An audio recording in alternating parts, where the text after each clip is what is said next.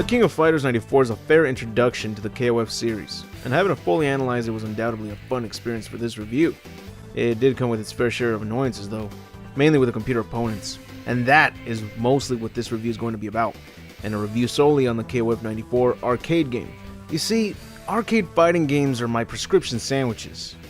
I got a fever, and the only prescription is more fighting games. But what can really ruin the experience is when developers program the CPU opponents to cheat. It's what they do to make players waste more money on extra continues. Ooh! Ah! Get the hell out of here! Oh, fuck! What? I hit the fucking button first! What more do you want from me? Douche! Did you just call me a douche? Now this is something I gotta analyze with every fighting game because it's important to know if the developers program the CPU opponents to cheat in order to make players waste more money on trying again and again, and depending on their programming, they could become the right amount of challenge, or they could be completely broken, leaving you no other choice but to find a loophole that the AI apparently cannot counter. It could be as simple as spamming a weak jump kick, or in tougher cases you'll need precise timing to attack the moment the AI performs a projectile move. But sometimes this might not even be enough.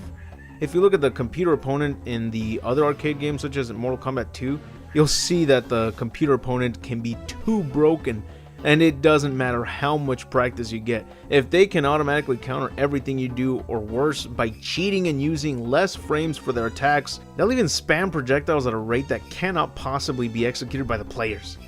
With King of Fighters 94, it's somewhat in between.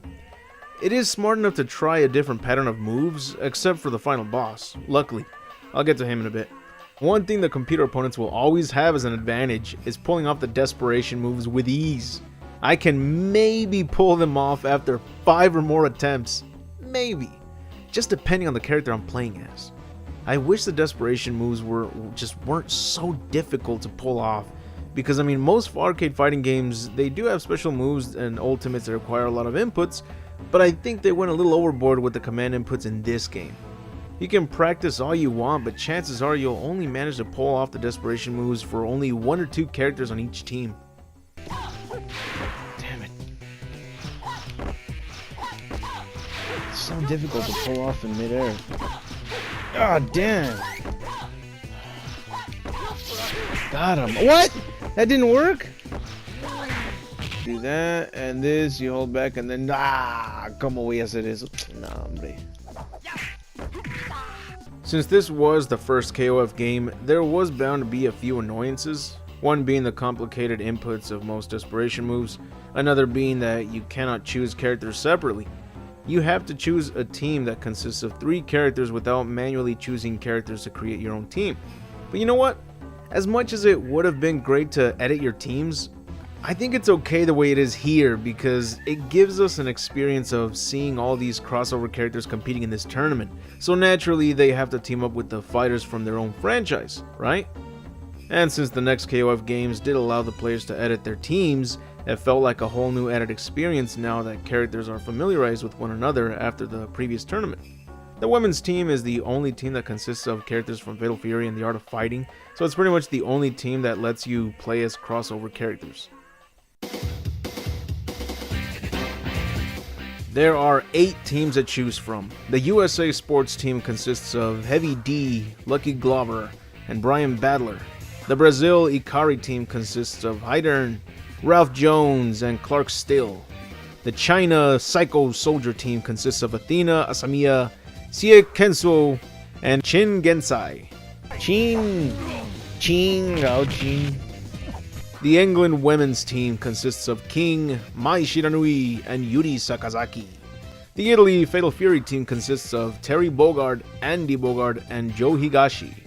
The Japan Hero team consists of Kyo Kusanagi, Benimaru Nikaido, and Goro Daimon. The Korea Justice team consists of Kim Kafwan, Cheng Gohan, and Choi Bound, And the Mexico Art of Fighting team consists of Ryo Sakazaki, Robert Garcia, and Takuma Sakazaki.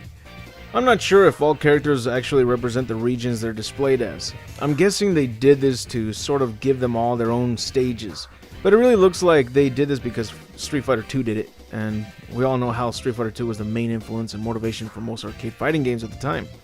I won't be mentioning character biographies with this review since it's best to give each character their own deep analysis video, I'd say, and how they change over each new installment of the series.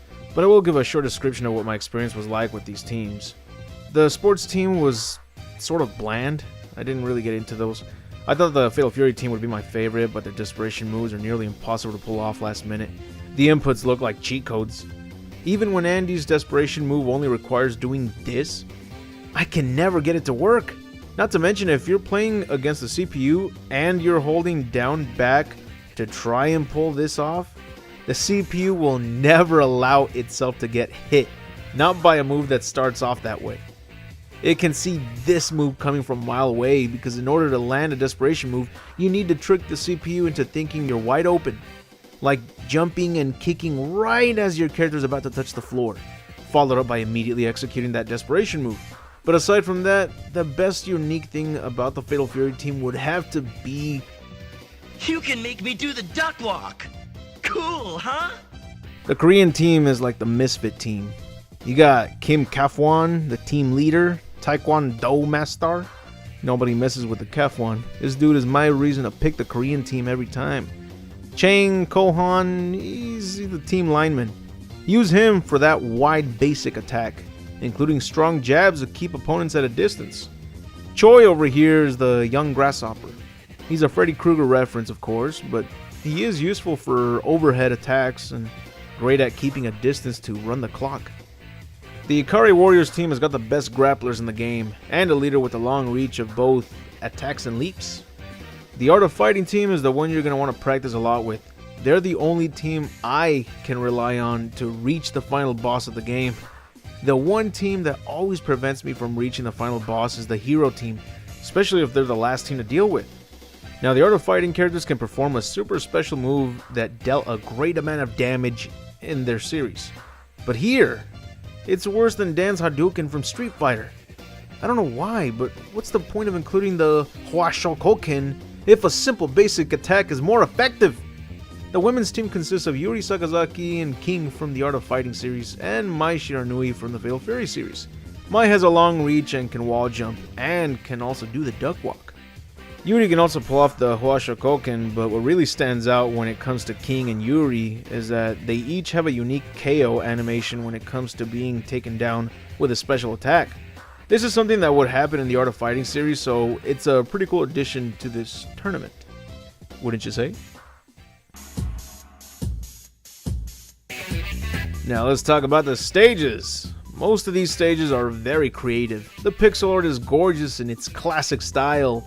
My favorite ones would have to be the Japan, Korea, USA, and Mexico stages.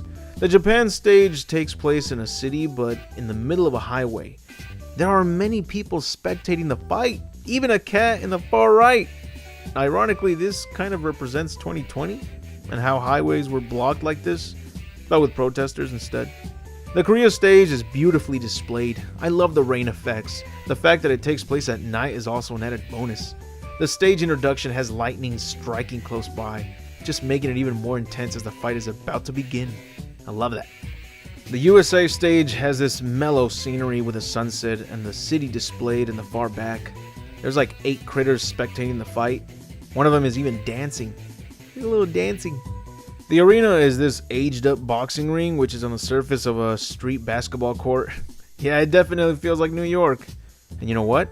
Seeing these buildings in the back just makes you feel like you're right back in the early 90s. Like you're able to just experience that era once again, just by using your imagination as you pummel your opponent in front of these spectating animals, the hoodlums, Cheech, a crackhead, and the guy who flashed Phyllis. The Mexico stage has so many cameos in the background. It's undoubtedly the highlight of this stage. I pointed them all out in a separate video called 10 Awesome Facts on KOF 94, so if you're interested, I'll recommend it with the end screen annotations for you guys. Also, here's a clip of the cameos in this stage. In the left side of the crowd, we see Lee Pailong, Mickey Rogers, and Temjin from Art of Fighting. Now, in the right side of the crowd, we got Billy Kane next to Lily McGuire from the Fatal Fury OVA, Geese Howard, and Richard Meyer from Fatal Fury. Richard Meyer is also the owner of the Pow Pow Cafe they're in. Then there's Ryuhaku Toro, Eiji Kisaragi from Art of Fighting, Rhodey and Kathy from Top Hunter, and in the center we got Banda Machos. Now I'm kidding, that's just a mariachi band. You know what's weird? In the Brazil stage, there's a villager not wearing anything and his butt's covered by a leaf or tree branch. But if you lose, you can see the background of the stage during the continue countdown, and that branch is no longer there. I'm guessing they censored it but forgot that the same villager also appears in the countdown screen if you lose. Besides that, this stage looks pretty creative since it feels like you're in the same jungle where the predator lurks nearby. Wouldn't it have been amazing to just have like the predator's eyes glowing for a few frames as if he was spectating the fight in his camouflage? Either way, it's an alright looking stage. The China stage looks gorgeous, makes you want to visit these locations. I'm pretty sure this has to be a real place since most game locations are taken from real existing locations. I love how the mountains are barely visible in the back, there's this mountain trail to the far left, and it's also a neat touch seeing Athena, Chin, and Cie's luggage in the center of the stage. Must mean that this isn't their home, but a location they're visiting. The England and Italy stages are not bad either, but probably the most generic looking when compared to the rest of the stages, mainly because of the locations they represent. They still look colorful and exciting though, so it's not too bad. The Italy stage even includes additional cameos. Here's another clip of that awesome facts video to point them out. These characters are Chen, Big Bear, Tung Fu, Duck King, and Jubei Yamada. So every stage is not only appealing to look at, as most of them are accompanied by a captivating theme song. You can't deny that this game has some catchy ass songs. Some of them are so iconic that they've been remixed countless times and included in further installments of the franchise. So we definitely owe it to the composers of this game for giving us some of the best tracks that would never be forgotten. Alright, so we covered the gameplay, the music, the stages, and now we must talk about the difficulty. So after countless playthroughs against the AI in the normal difficulty, I managed to discover the weaknesses for some of these, for each of the characters of the game. For this game, I recommend sticking to the normal difficulty, which is apparently set to 3 out of 8 on the difficulty levels.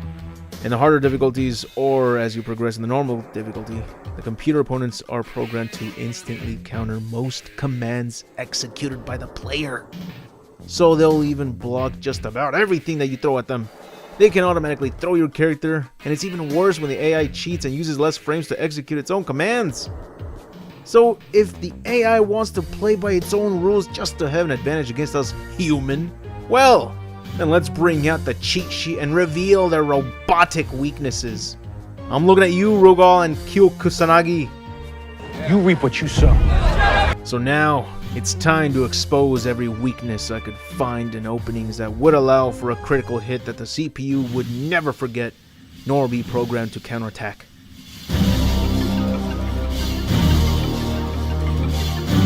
Let's start with the following characters: Terry, Andy, Mai, King, Lucky Glauber, Brian Badler, and Kim. These 7 characters share similar attack patterns, and they can be defeated by the same tactic. The best strategy I found was to dodge their projectile attacks first. Doing so will lower their defenses, and they'll walk towards you. That's when you strike with pokes or throw the opponent when they're close enough. I recommend using the women's team since Mai and King have a long-range jab poke, and it feels like they can throw their opponents from a slightly further distance rather than being up close to the opponent, especially with Mai. Another strategy I found to be very useful was by using the Ikari team and performing their grab specials every time the opponent approaches you. So just dodge projectiles and either jab at the approaching fighter, grab or throw the douche. Now let's move on to the Art of Fighting members. That includes Ryo, Robert, Takuma, and Yuri. These characters will always perform their Haoshi Koken, which leaves them wide open for a brutal beatdown. So stay at a close enough distance, wait for them to perform that special, just jump over it and get creative with that opening. Next is Joe Higashi. This is an easy one, just dodge his projectiles, wait for him to perform that slash kick, block and throw him. That's it. Repeat this process and you'll win without a problem. The Ikari team is a bit challenging. For Clark, I bait him into jumping forward with a projectile so I can land an uppercut while he's in midair. Depending on your character, you might get hit as well, but you'll end up dealing more damage on him than he'll deal on you. For Ralph, keep a distance and use slow projectiles which will surprisingly land on him since he tries jumping forward and it'll hit him by the time it reaches halfway the screen, or he'll just walk towards him. Light attacks are basically his weakness. For Hydern, this one's a challenge since he has his long-range sweep attack that he'll execute mostly every time you dodge or block his cross-cut projectile. So what's best is to perfectly time his projectiles so you can jump over them and attack him while he's open. You can also try to anticipate when he's jumping forward with that special attack and kick him before he reaches your character. On to Athena's team. To defeat Sie, it's the same tactic as with Joe Higashi. Wait for him to perform his dashing special, block and throw, rinse and repeat. Athena is a bit tricky. You can easily sweep her after blocking her Phoenix Arrow, but she doesn't perform it constantly. What she will do is lower her defense if you dodge her projectiles, and that allows for some pokes and special moves to land. You can also use projectiles since sometimes her reflecting special does not work and she ends up taking damage instead. Shin Genzai is also a bit tricky. Keep a distance and try to make him use his long-range jug attack. You can get him to pull it off by jabbing, so perform a quick jab, then immediately fire a fast projectile at him. Doing this will make it land after he performs it, trying to block your jab with it. Alright, the easiest of the team. I'm gonna say it again and again, because it's the fucking truth.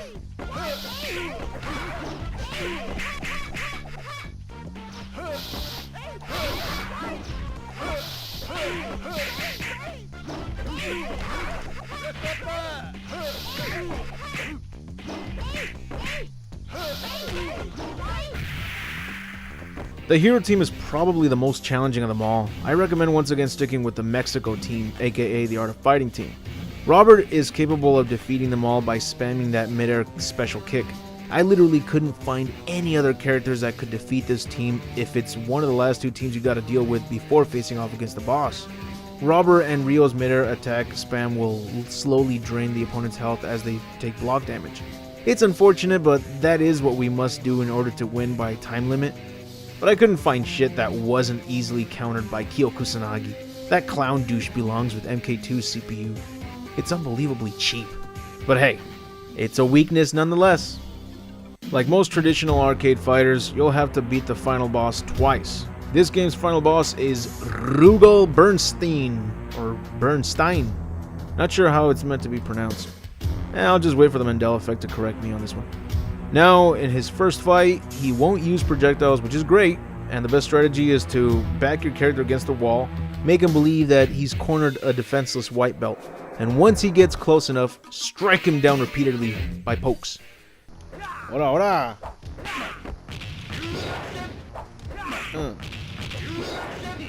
I'm gonna go Super Saiyan, bro. Come on. Ora, wait. Woo! Oh, I landed nothing. Psycho. 3, 2, 1. Ah, oh, good. In his second fight, Rugal can be a pain in the rectum, but Not anymore. like your typical arcade fighting boss, he'll spam projectiles, automatically counter any oncoming attacks, and deal far too much damage even with basic attacks. He can eliminate you with as low as 2 to 3 hits. Lightwood lemonade. Oh, damn it. Damn, look at that fucking damage.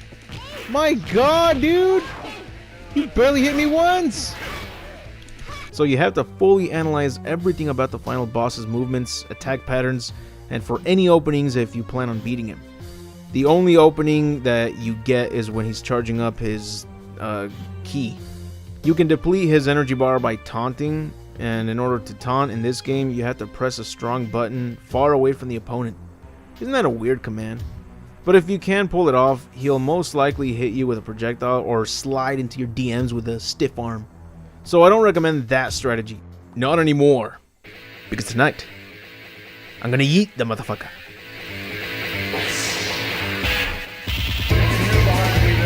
Chances are that you will always win the fight thanks to the time limit instead of a knockout, but when you're going up against a cheap-ass boss like this, you can't always expect to knock him out. Just be patient and outsmart him. After all, you only gotta wait for a minute repeating this dodge and yeet tactic, and you'll instantly be declared winner of the King of Fighters 94. No. 20 seconds left. No, don't do that. Stop it. I could stop it. Yeah, I could actually stop it, but dude, that moment. Right? He was just about to. Fight. Oh, Freddy! You got this. Oh, no. Oh. He's like, no. Do it again, dude. Do it again. That one. A little look. Shake. That's right. Do it again. There you go. Step. Come on. Oh my god. 20 seconds. Come on. Gotcha, man. Oh god. 9 seconds. Get back.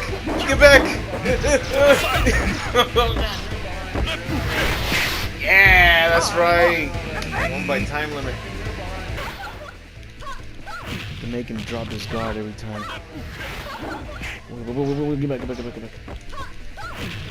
What the damage? That was nothing. Come on, game. I want to at least knock him out. Did you hear that? It was like a slap.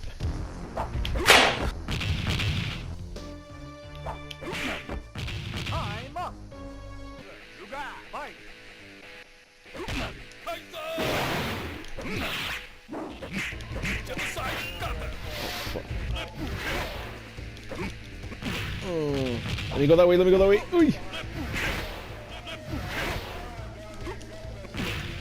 Come on, I could beat you. Just... Oh, fuck. I was trying to knock him out before the time limit, but... win's a win.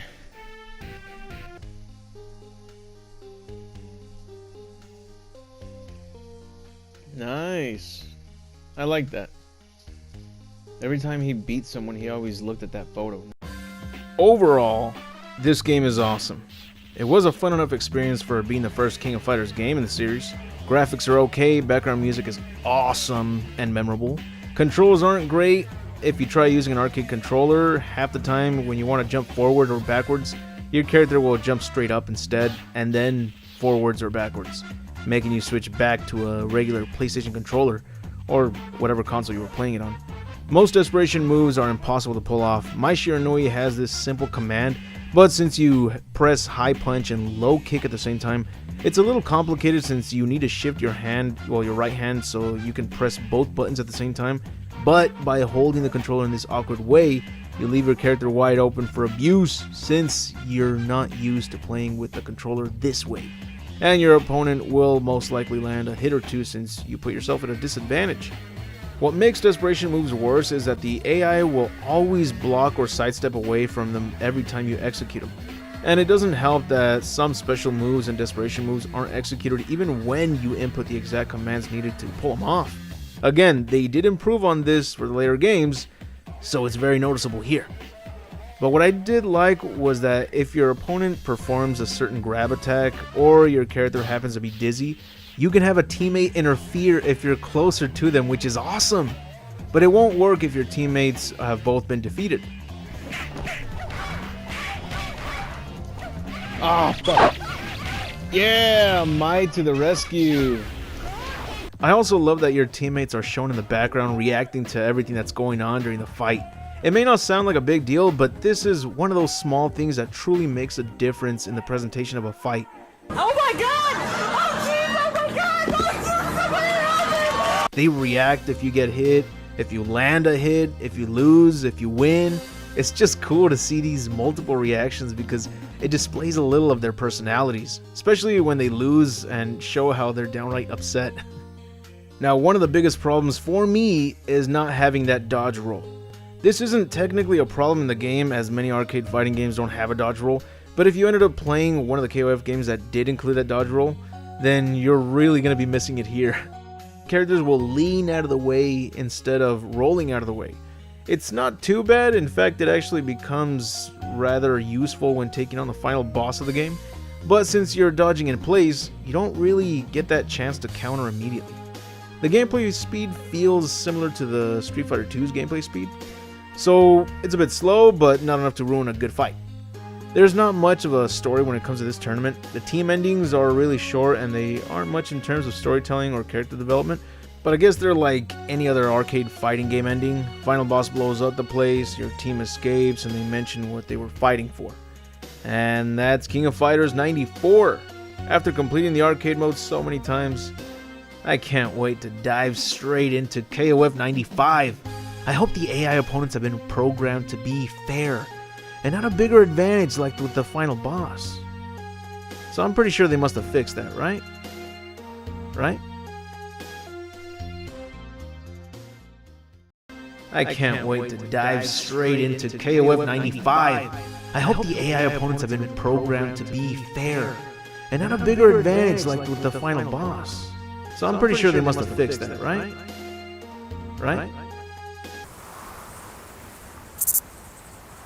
No. The King of Fighters 95.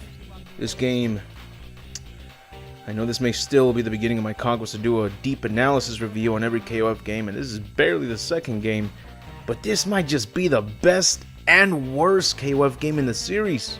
If you haven't seen my previous KOF review, I recommend you pause this video and start with the King of Fighters 94 deep analysis review, because it's going to come full circle here.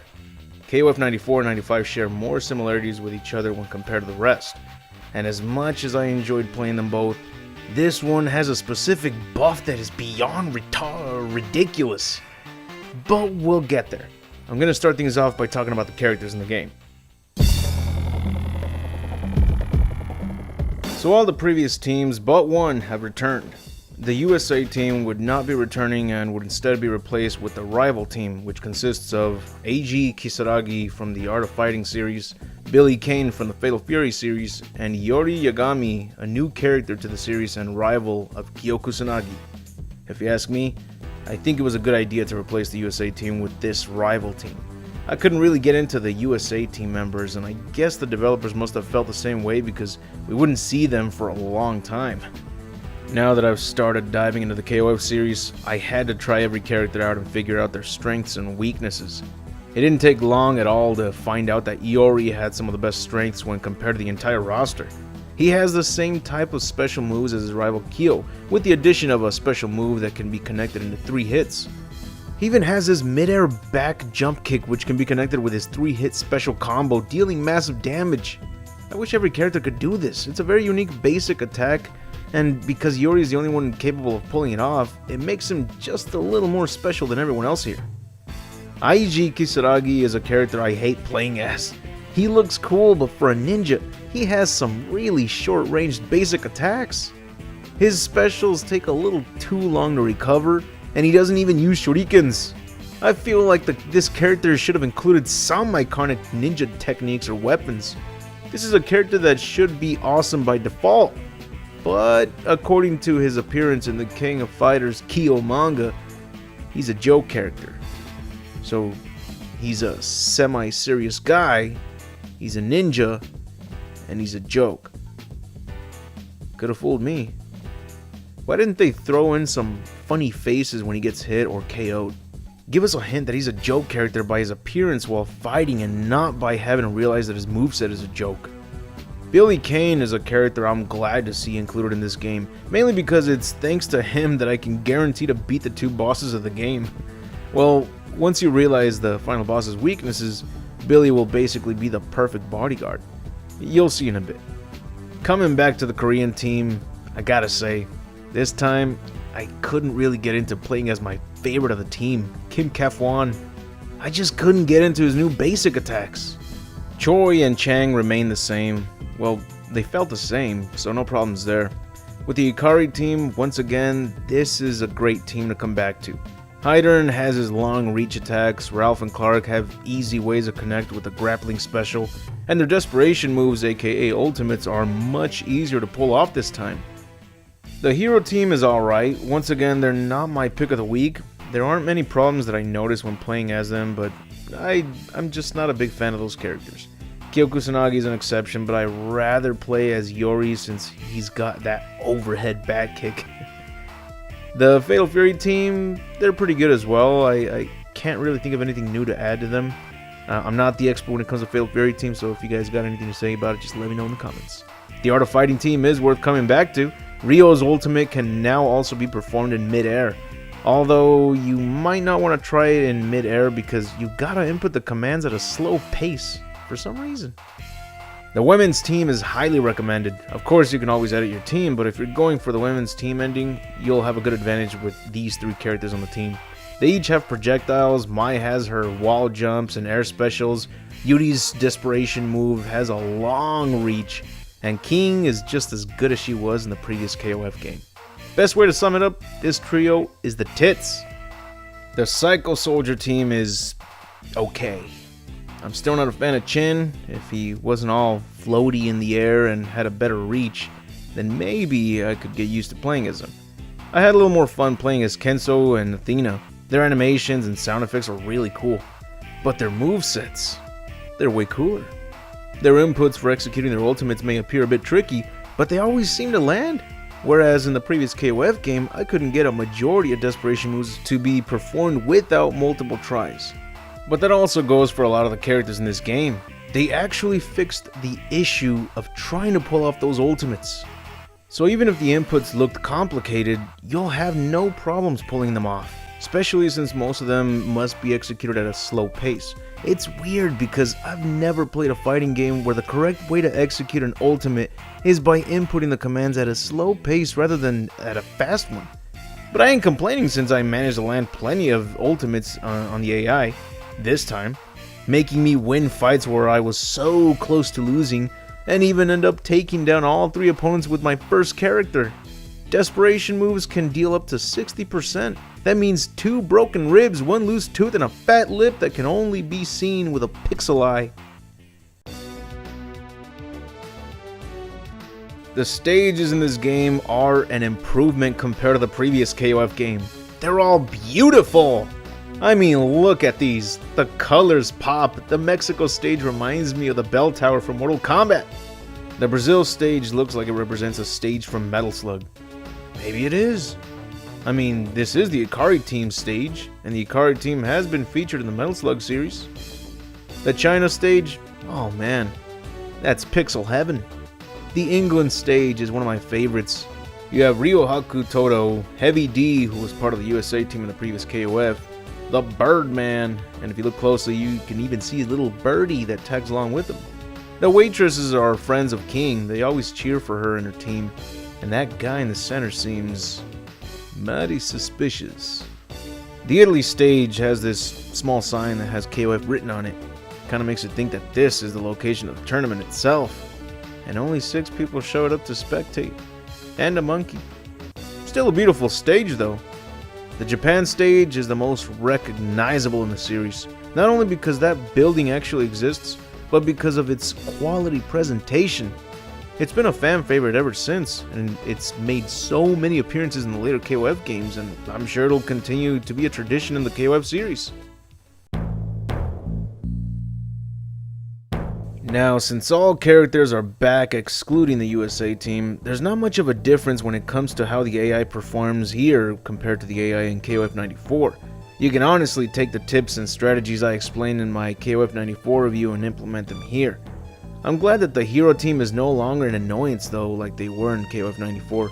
Daimon was not really a problem, it was mainly Benimaru and Kyo, especially Kyo.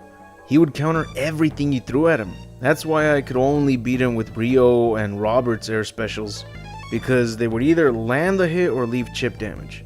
When it comes to taking on the rival team, they don't really have any complicated patterns. And even though I couldn't find specific weaknesses for all 3 characters, they're not broken when the AI uses them. But what is broken is the amount of damage that the AI can cause at random. Let's get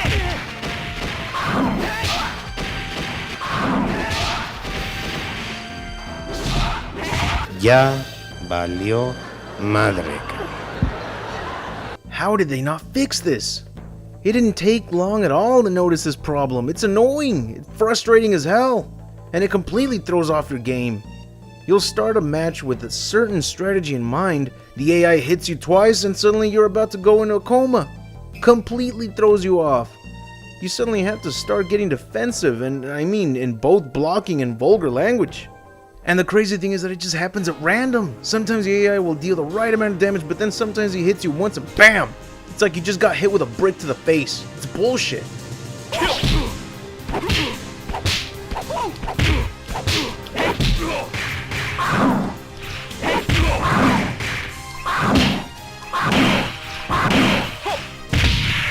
He's being so predictable. Why'd you taunt? You're losing. Oh, God. Oh, come on, that shouldn't have landed.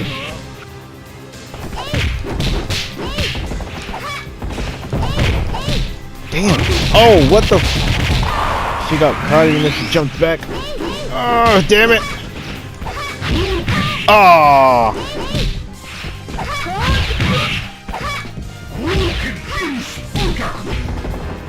Oh yeah, I'm gonna charge him too. Oh fuck. Oh god, look at that damage. What the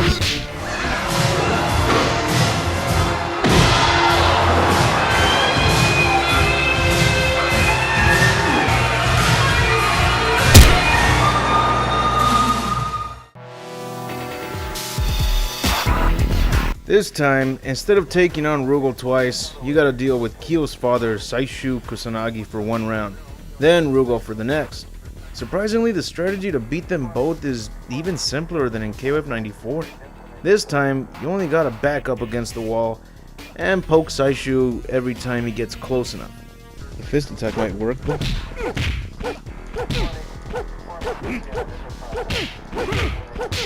If he doesn't sweep, yeah, or do that.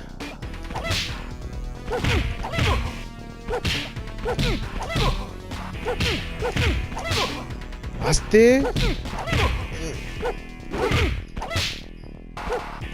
Careful. He hits you once, that's like oblivion of fucking damage. Okay, there you go. Ah, crap. Oh, good. You can throw in a sweep here and there, but it's just best to kick repeatedly every time he's near you. And when it comes to taking on Rugal, it's literally the same strategy, but make sure to dodge his projectiles first. Otherwise, he'll keep countering your pokes. You can trick Rugal into backing up and performing his projectiles by performing basic attacks. So just jab at a distance to get him to use his projectiles, that way you can start dodging them. He lowers his guard every time you dodge his projectiles. That's when you perform pokes and kicks only when he approaches you.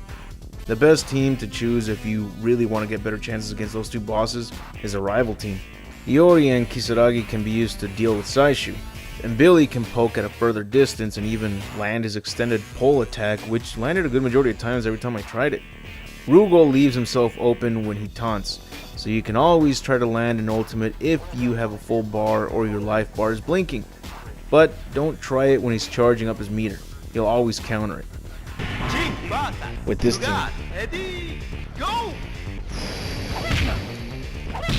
Uh-oh. Uh-oh, Rugal. Oh no, Rugal. No te crees, Rugal. Oh. Oh, but.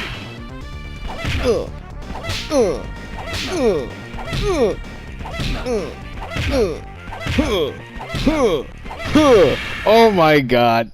And that's how you beat the arcade run of KOF 95. It's a fun ride, but that damage, the inconsistent damage that comes from the AI is just unforgivable. I can't tell you how many times I had a good strategy in mind, jumped in, got a jab to the face, and suddenly my character is close to getting knocked the fuck out. Because of this. You just can't have any fun playing the arcade run because of this. Everything gets thrown out the window all because the developers wanted to empty the pockets full of change from anyone attempting to play the arcade machine. I want to love this game. I had a good time playing KOF 94, And this one is like an upgraded version of that game, all except for that damn damage. It pisses me off even practicing in the training mode, all because suddenly your character is shown to deal that bizarre amount of damage that the AI will randomly deal. Why? I've done this move against the AI opponent in the arcade run and it dealt about 30% damage. And it's not like a full meter bar gives you a boost in normal damage. Wait a minute, wait. Do you think? Is it possible?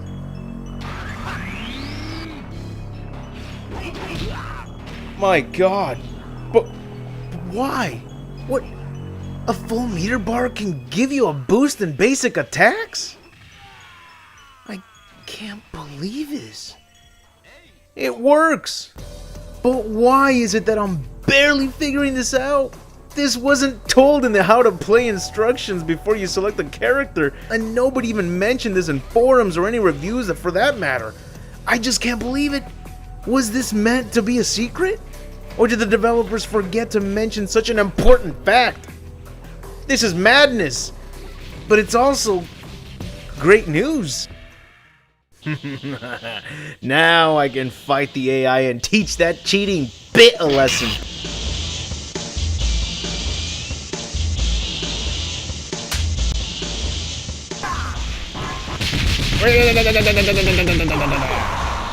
Yeah, feel that damage, bitch.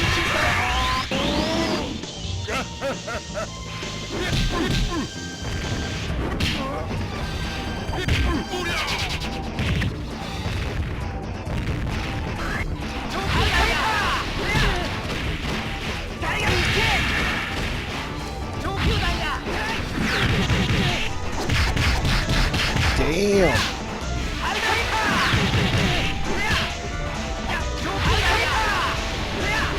Uh-oh.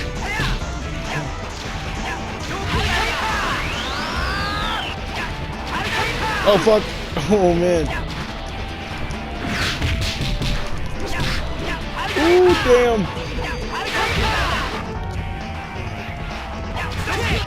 Yeah.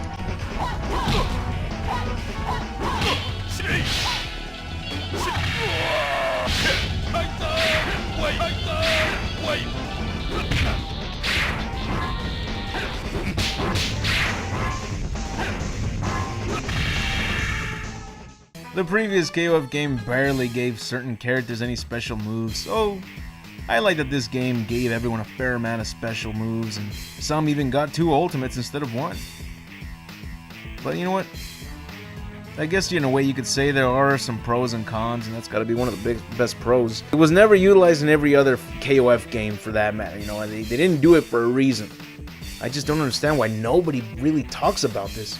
How come people only complain about that boost in damage, but they don't mention this? Did anyone really even realize it? Well, let's see. One of the cons I could also say is that you can't really short hop here.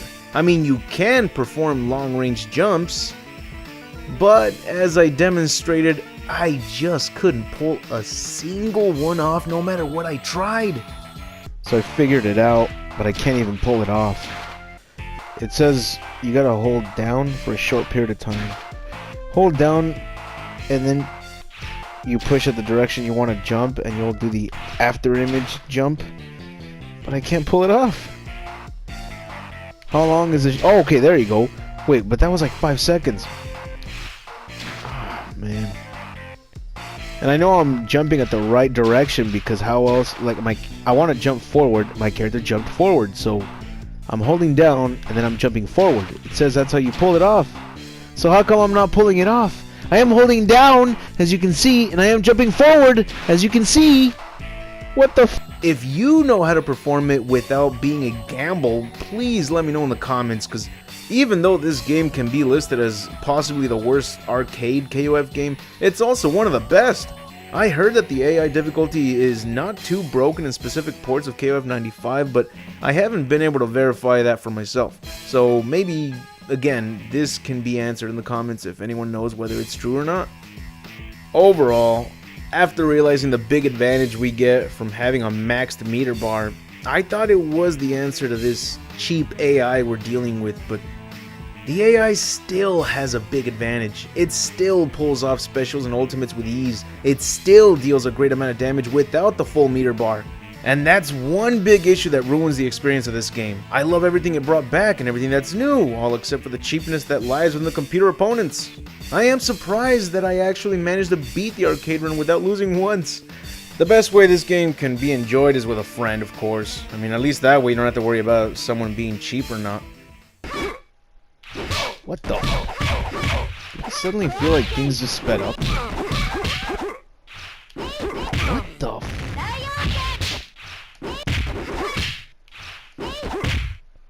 What? Why are things moving fast at random? Look at that! What the hell's going on? Huh? Oh my god, I think this is happening just because I have the music off. You gotta be kidding. Alright, alright. Let's turn that shit back on.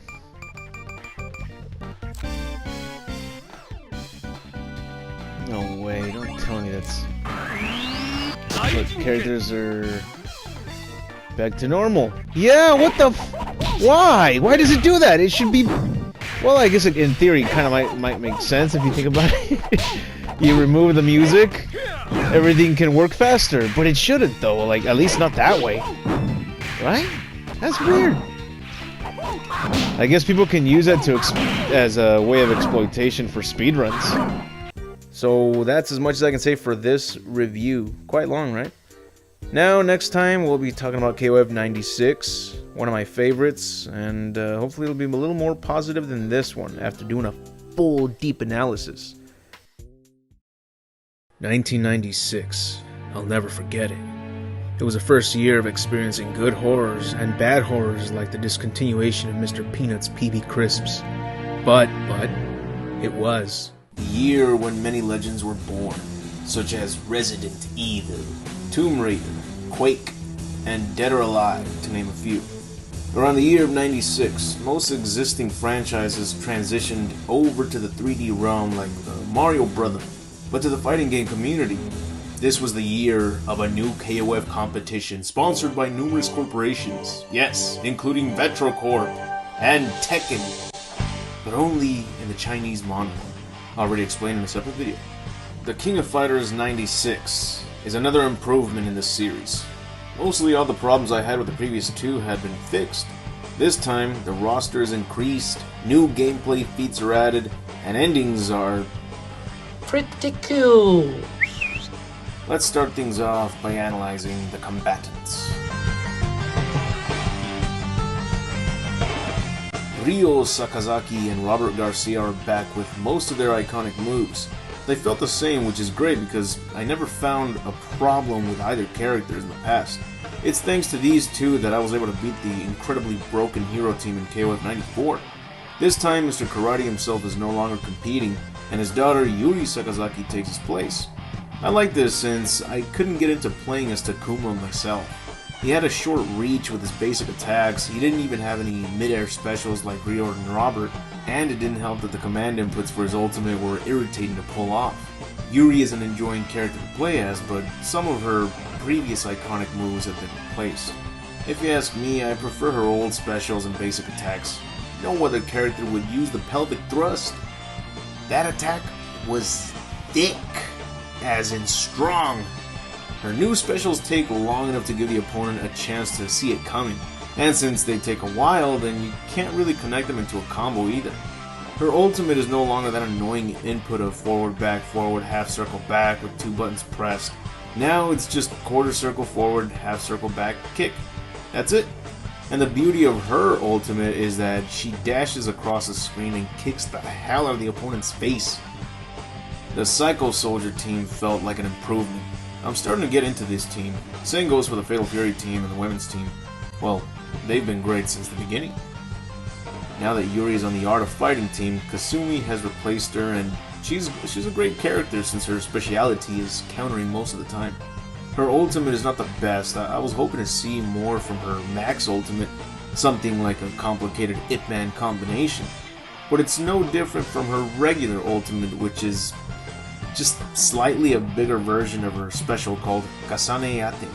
It's not that the move is useless, it's actually quite useful as a mid-air attack, but as a spectacle special, it's got a short range and it's quite boring to look at. That's it. Iori is back with a whole new team. I forgot to mention something that always bugged me about Iori Yagami. Why does he have this leash connected to both pant legs? How is it useful? I don't see a single way that it could become useful. I mean, it's not like he needs it to strangle someone with his legs. I could just think of all the many ways that this could screw someone over. Not to mention the fact that you can't perform high kicks because you'll just trip yourself by trying to do a high kick. That's gotta be why he tries performing a two-legged kick, right? He knows he's gonna hit the ground, so might as well perform it as low as possible to the ground.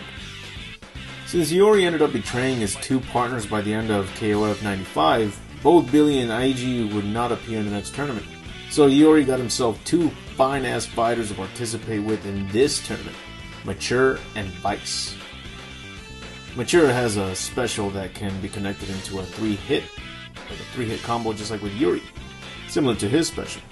Her other specials are all very useful, and that ultimate of hers is always worth performing. It's a spectacle, alright. As for Vice, they only gave her 3 specials and a very difficult ultimate to pull off.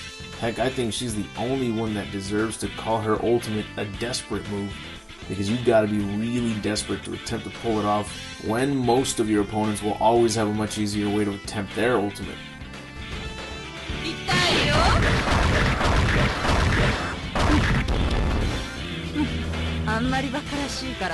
She has a special kick that can be performed mid-air, but it never felt like it ever became useful every time I utilized it. Both female characters have a similar fighting style, and it's a bit awkward, but it gets the job done, I guess.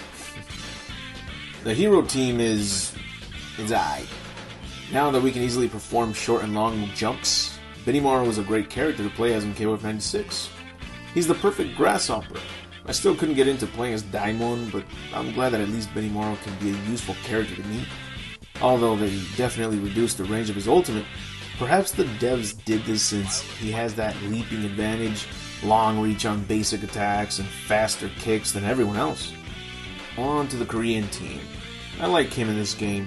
A few annoying basic attacks are still intact, but again, thanks to being able to run and leap at different ranges, this character just feels flexible again and fun to play as. I love Taekwondo, so this character is by default one of my mains. Another thing I love is his ultimate. It's easy to pull off. It's a badass combo ultimate as well, which I prefer more over a giant projectile as an ultimate. And it can even be performed in mid-air. Even if you don't land it, it's good to pull off because when you're back against the wall, this is a good way to get out of it. Chang is a great character. I wasn't expecting to enjoy playing as him now. He's like the opposite of Choi, since Choi is small, his attacks are lower, and he's a hell of a light character. And Chang is heavy, slow, but packs one hell of a punch with the iron ball. Most of the time, his heavy attacks would always land on the opponent in mid-air. The way the AI works is by trying to counter the human player's commands, so there are ways to find a sort of loophole against that analogy.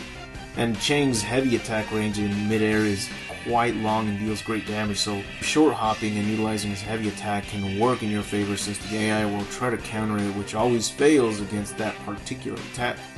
So if you want to breeze through most fights in the arcade ladder, start with Chang and chances are you won't have to bust out with the other 2 characters against the AI. Also, Chang's ultimate is not difficult to pull off, so that's another plus. Choi can now perform the soaring kick in midair. I'm guessing Kim taught him this move since it's one of his iconic specials. And since this game includes running and leaping at short and long distances, Choi is able to bounce all over the stage, either jumping around or even with a special move that can be controlled in midair. He's even more OP than before, especially since he's the short fellow that does not need to fear any high kicks or punches. I don't like the command inputs to pull off his ultimate though. It's the same problem with my favorite character, Clark's ultimate, which is forward, half circle back again, and punch. Even with the D-pad I have problems pulling that off. But with Clark it's even more difficult because you have to do this in front of the opponent, like just touching distance. Only the really good players can pull this off with ease, meaning I have a long way to go. Speaking of Clark, he's still great to play as. His grab specials are a little more balanced, which means it won't be as easy as before to connect those throws. Sadly. But it's understandable, I guess. What the You literally reached out. How'd you not grab him there? This time, he does not perform the Gatling attack like Ralph, but they did include an additional attack connecting with his throw specials. This makes him even more fun to play as. Ralph is just as awesome as he was in the previous tournament. I love his ultimate, especially his max ultimate. You'll want to pull it off every time for the spectacle and bodying the hell out of the opponent. Heidern does not return, but that ain't bad, because in his place, we now have his adopted daughter, Leona Heidern. This is her first introduction to the series, and a very welcoming one at that. It doesn't take a lot of practice to get used to this character. You'll get a good understanding of how she plays quicker than others. But I didn't like that her ultimate can only be pulled off in midair. I wish it was an option like with Kim's ultimate, and the commands to execute it usually left Leona nearly touching the floor, which doesn't give her enough distance to connect it with an opponent, since the higher you are when executing it, the further she reaches. Also, like with most new characters to a fighting game, she has a special move that can be rather OP. Her Baltic Launcher special will do a good chunk of damage, and it leaves the opponent stunned in place, allowing for an additional attack. I usually connect it with a heavy attack, so in the end, if you pull it off 2 more times, you win the fight. That's simple. Mr. Big joins Krauser and Father Geese, creating the boss team. Krauser. Mr. Big, husband of Mrs. Thick, was the sub-boss for the first Art of Fighting game. Geese was the first boss in the Fatal Fury series, and even the boss of the second Art of Fighting game. Krauser was the boss for Fatal Fury 2, so we have 2 bosses and a sub-boss for a team. Seeing as Mr. Big has a pair of special rattan sticks as his primary weapons, then it would have been great to see Billy Kane as a playable character in KOF 96, possibly turning the 2 into rivals since they're both the only characters to wield a weapon in KOF so far, and they both usually side next to the boss. But Billy wasn't included in this game as a playable character, so we'd have to wait a little longer until we got the 2 characters included in the same game. The stages in this game are both good and slightly bad. I say bad because 3 stages are reused, but only one of those made some valid differences. The final boss stage. But I like the way it's reused because everything gets destroyed and we get to fight in it as a blistering wind blows bits and pieces of the arena away. The Fatal Fury stage is reused for the Art of Fighting stage, and as you can see, the Fatal Fury version is more vibrant. The colors pop, especially with the first round, and it's got a bright blue morning sky.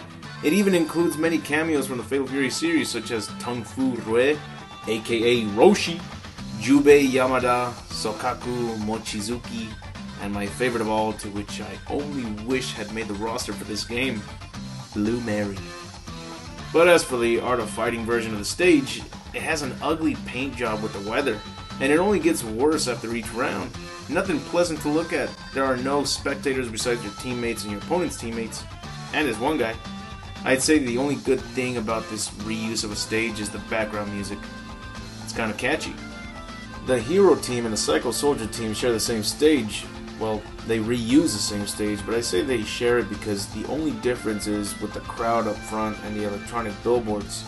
The Psycho Soldier team has a lot of fans. There's a guy on the far left dressed up like Terry Bogard does in KOF 2003. I wonder if this has any connections towards it. Looks like this guy just got dumped. I think his ex dumped him and she did it for this guy. Look how happy they are. Aww. Couldn't ask for a better day to watch 6 jabronis duking it out in public. The Korean stage looks wonderful. You have this water stream with its pixelated glory with a reflection of the building in the center of the stage. There's a big enough crowd to spectate the fight. Kinda reminds me of Mexico stadiums or public arenas with the floor looking all uneven and choppy. I love it. The Ikari team stage is a noteworthy location. I like that it takes place under a broken down bridge.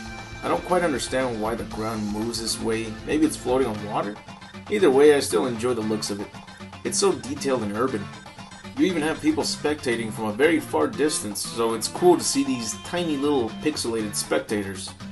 The boss team stage is another great location. Reminds me of the Pirates of the Caribbean ride at Disneyland, where you're in a little boat starting the ride and there's a restaurant right next to the water. Looks fantastic.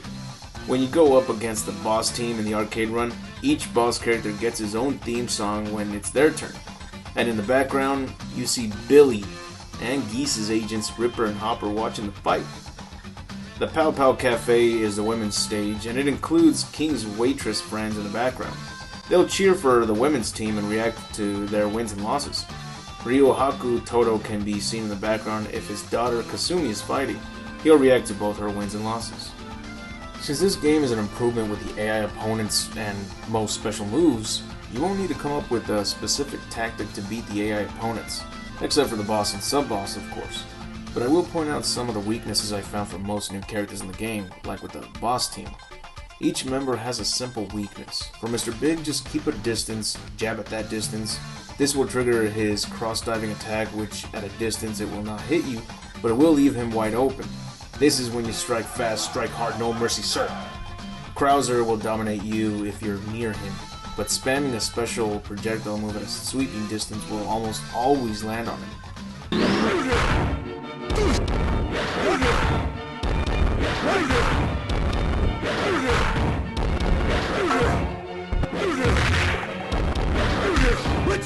Which ball? Kaiser, hey! Which ball? Geese will counter almost every move, which deals a good amount of damage as well. So use a character with a projectile attack and get the advantage, seeing as he won't attempt to block most of it. I think precise timing might be the only trick, but it's not too difficult, so surely you'll pull it off. Chizuru. She is a sub-boss for this game. She's just as broken as your typical KOF boss fight, spamming this combo connecting uppercut. She also has a couple ultimates, but she likely won't use them since her spamming special will do the deed after pulling it off about, 3 times? Alright, check this shit out. Let's see. Ready, go! Punched her in the jaw. Yeah! Alright, so that's the trick. Oh, damn, she has a good reach. Ooh, but so does he. Ah! Woo! Oh my god. This is like fighting Goro. Oh god. Get back. Ah! Ugh. Damn. Okay, right there I should have done it. Let's see if I can do this. Oh! Gotta love how she's dancing after winning, but does it while looking angry. You ever seen anyone dance with a frown?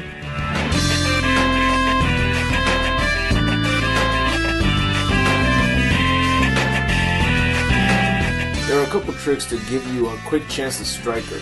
The easiest is by performing a long jump over her, and once your character is right above her, perform a jab in midair. This usually triggers her annoying upward special, which leaves her back open for a free shot. This is when I recommend you perform your character's ultimate, but only if your character has a rushing ultimate like with Kim Kafwan. The other trick is by keeping a sweeping distance from her. Jab, and then she should perform a short hop towards you. Here is when you strike again. So you'll be able to hit her once, but it's much riskier this way, so I always recommend the first option. Since you have 3 characters against her alone, it shouldn't be a problem taking her down, especially once you get the hang of it. Oh fuck! Get her! I need to do this instead. Oh fuck! Get back, get back. Get the fuck back. Oh god, now she's leaping. Oh no. Got him. Oh what? Oh, I saw what she did though. I think she has 2 different versions of that move. Cause she looked like she was ducking. No, I gotta finish her off with an ultimate, dude. Damn it, she didn't do it. Got her. Oh man. Goinitz. This dude is surprisingly the easiest boss you'll ever encounter. That is, of course, if you stick to this simple strategy. All you have to do is keep a far distance from him, perform a quick jab or 2. This will make Goinitz perform his Yonokaze tornado move, which they won't reach you as long as you're at the far end of the screen. Then he'll begin charging his meter bar. This is when you immediately long jump towards him and land a heavy attack in midair. then quickly jump back to the far end of the screen and taunt repeatedly so that it drains his meter bar. He'll then perform his tornado move again, and this is when you just rinse and repeat the process. That's it. Easiest victory you'll get. Heck, I'd say this is easier than the fight against Chizuru. You deadly wench! You drank my water. Oh shit, did you see that? Yeah, dude. Oh man, Yuri, that was badass. No! Oh, damn, did you see that damage? Damn, bro. Oh wow, he's locked. Oh fuck. Get back. No, man. Oh, no. Oh, damn it. Okay. Ándale, güey. Uy. Charge this up. No, I don't even charge up. Oh, you bitch left there in the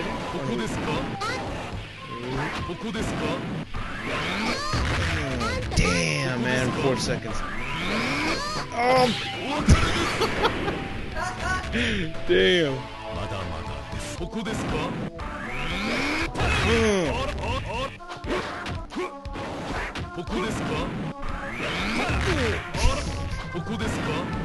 I act like I'm the one throwing that freaking attack. Oh, man. Alright. Get back.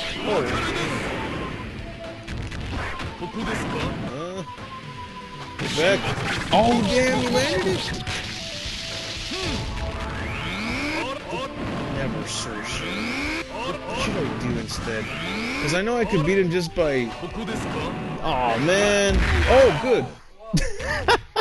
In like the last second right there, I managed to knock him out. I didn't think it would, because he usually counters that. Yeah. One thing I don't talk about in these KOF game reviews is the story. Yeah, I know it's something I should mention from the start, but it's kinda hard to be invested in the story when it mainly concentrates on Yuri and Kyo. They may be the main characters of the KOF series, but they're some of the most boring characters in the series. To me, I can't seem to get invested in them at all. I'm more interested in every other character, but since these KOF games don't include a type of prologue for each team, we can only see their endings, and even though there are comics and other stuff that explains what each team did before the tournament, it's not mentioned here, and this is mainly about reviewing what is presented here. So the least I can do is talk about the team endings. I think they're an improvement in presentation. Most teams are unaware of the whole Orochi power situation and they're just there to win the tournament. So they either end in a comical sort of way, or for the lucky ones, we get a little character development. The ones that were part of the canonical story were pretty interesting. In the rival team ending, the Rite of the Blood ends up awakening within Yuri and he suddenly just brutally murders his own teammates. And apparently this turns out to be canon. So Vice and Mature were new characters to the series, but they were killed off in the same game that made them playable? That's a hell of a twist. And it's the second time that Yuri turns on his own teammates. What a bastard. There are even a couple secret endings. One for Goenitz, and another for an edit team that consists of Kyo, Yuri, and Chizuru. I'm glad they did this because I love secrets in fighting games, and this specific team led to a great experience. So good that I didn't even have a single loss in the arcade run. Let's talk about the pros and cons. This is the KOF game that finally allowed us to run and dodge roll, two of my favorite mechanics in a fighting game, as it can really intensify a good match. Most of the stages not only look good, but the background music is very enjoyable to listen to, especially when taking on the boss team in the arcade run. I'd say this game's soundtrack is one of the top 5 best KOF game soundtracks for sure. I also love that when your meter bar is full and your life bar is nearly depleted and blinking, you can perform a max desperation move instead of a regular desperation. I'm just gonna call them ultimates and max ultimates instead of desperation moves, because sometimes you're not desperate to pull them off, you just want to show off because they're dope as fuck. The previous 2 KOF games also featured a max ultimate, but since those 2 made ultimates difficult to pull off and KOF 95 included that ridiculous damage cheat with the AIs, I don't recall once being able to execute a max ultimate in KOF 94 or 95, but here, it's perfect. you no longer have to press 2 buttons at the same time after the directional inputs, and all ultimates were executed almost every time I tried them.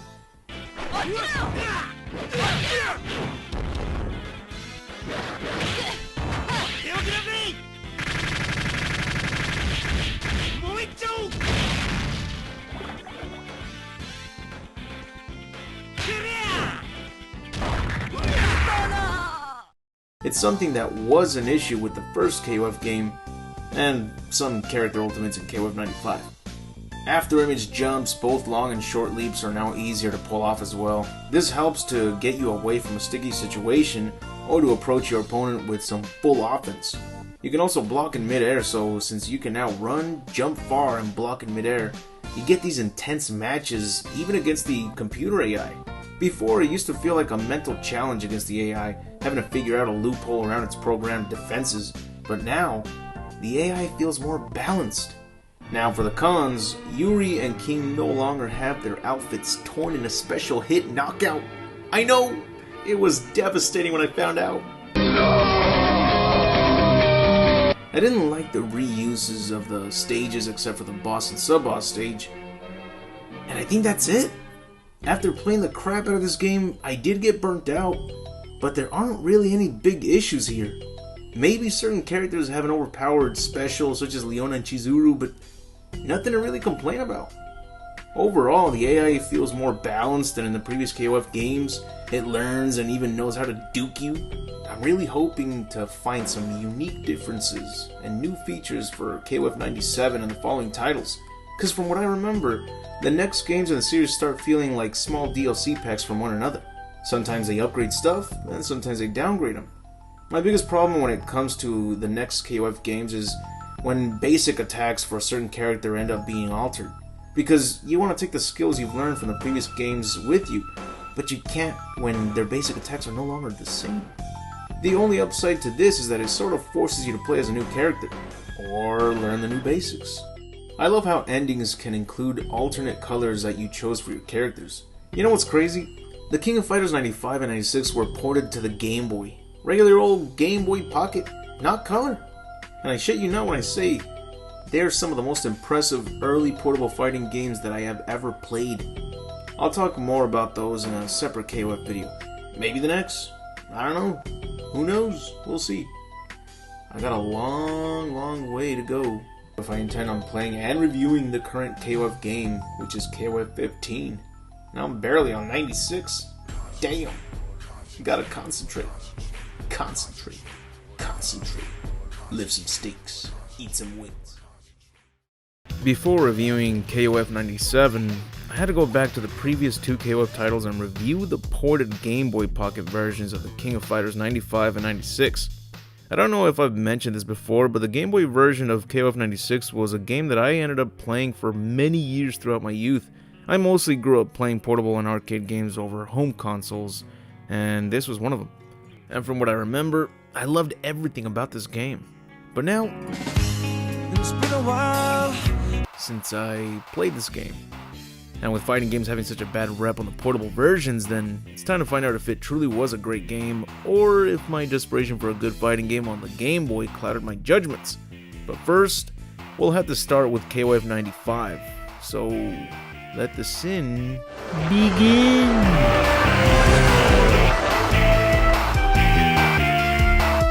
These portable versions were developed by a Japanese toy company called Takara. The gameplay, as you can see, is not the best, but better than most fighting games ported to the Game Boy Pocket, or any portable games from the 90s. It does feel a little bit like you're playing the KOF 95 arcade game, but with a variety of alterations to give the best performance possible here. Characters have the same basic attacks and specials, including their ultimates, and that's impressive. I mean, you really can tell which moves they're pulling off if you've played the arcade version first. They do resemble their arcade counterparts, and since the character sprites are like miniature versions of each fighter, you get a wider shot of both combatants here, and I don't see how that could be a bad thing. Even when we only have the A and B buttons, they managed to pull off almost every single move nicely. I think it was actually every single move. Pressing both buttons at the same time lets you perform the dodge tilt, and pushing forward and both buttons performs the strong attack. Pushing down and both buttons makes you charge your meter bar.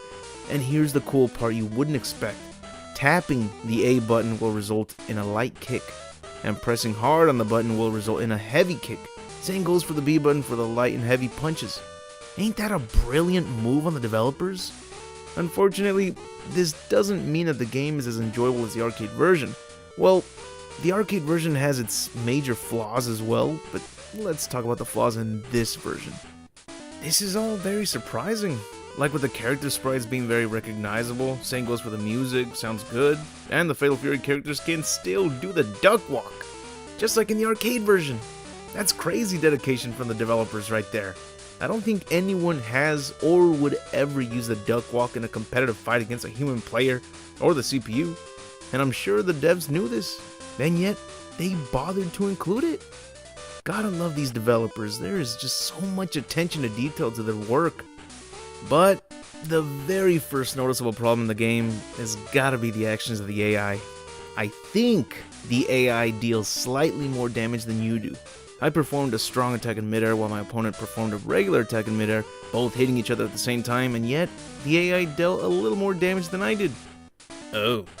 I see that the apple does not fall far from the tree here, eh, game? For those of you who don't get the insult, see my review on the arcade version of this game.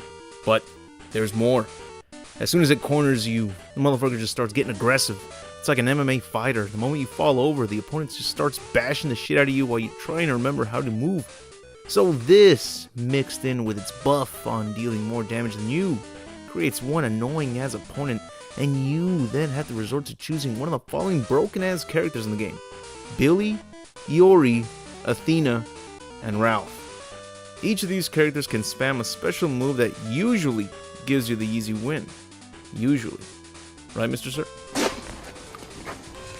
Iori can just spam that 3-hit special combo. Athena can spam her Phoenix Arrow, slowly chipping away damage. Ralph is practically unbeatable and unreachable as long as you spam his Vulcan Punch, both the special and his ultimate versions. And Billy, you just gotta wait till he has only about 20% health so it starts flashing, allowing for endless ultimates to be spammed, and the trick is to pull his ultimate off only when you're slightly far from the opponent. Not all the way across the screen, but slightly far, because this is the only time the AI will automatically take the hit. So spam Billy's ultimate 3 times this way and you won the fight. Even Saishu and Rugal are no problem as long as you use these cheap characters. Without their spam, you might not even be able to deal with the first team you face off against in the normal difficulty. No bullshit. Some things just don't really work well either. That dodge tilt doesn't dodge most of the time. The AI has faster recovery frames, so you can't even try to time an attack after your opponent has missed their special. And it doesn't help that everything slows down to keep up with the combos and a few too many things at once.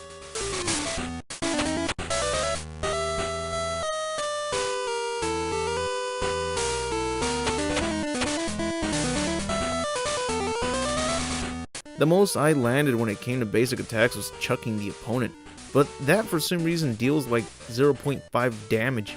Luckily it's the same when the AI throws you, but it still sucks because it's the one move that tends to work over basic attacks, and specials, and ultimates.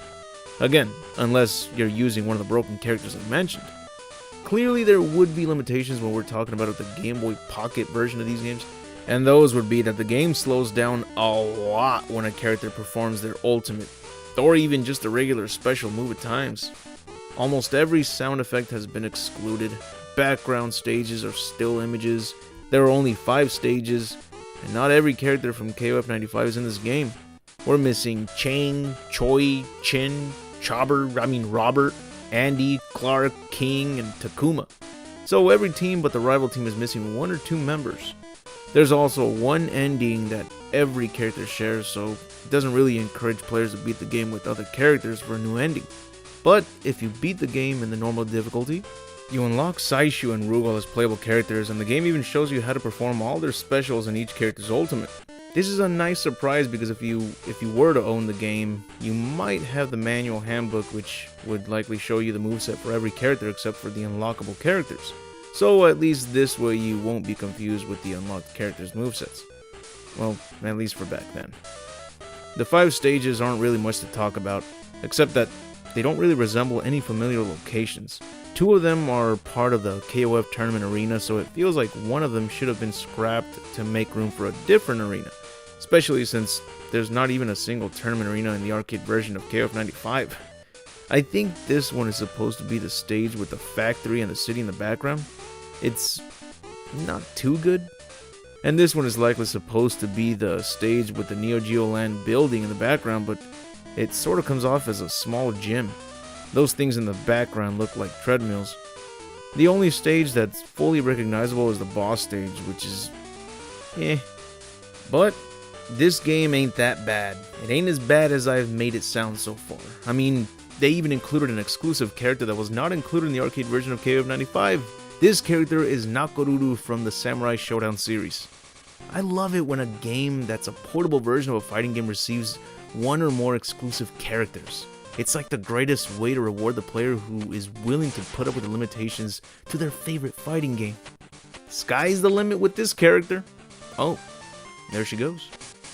Farewell, Bidwell. Farewell.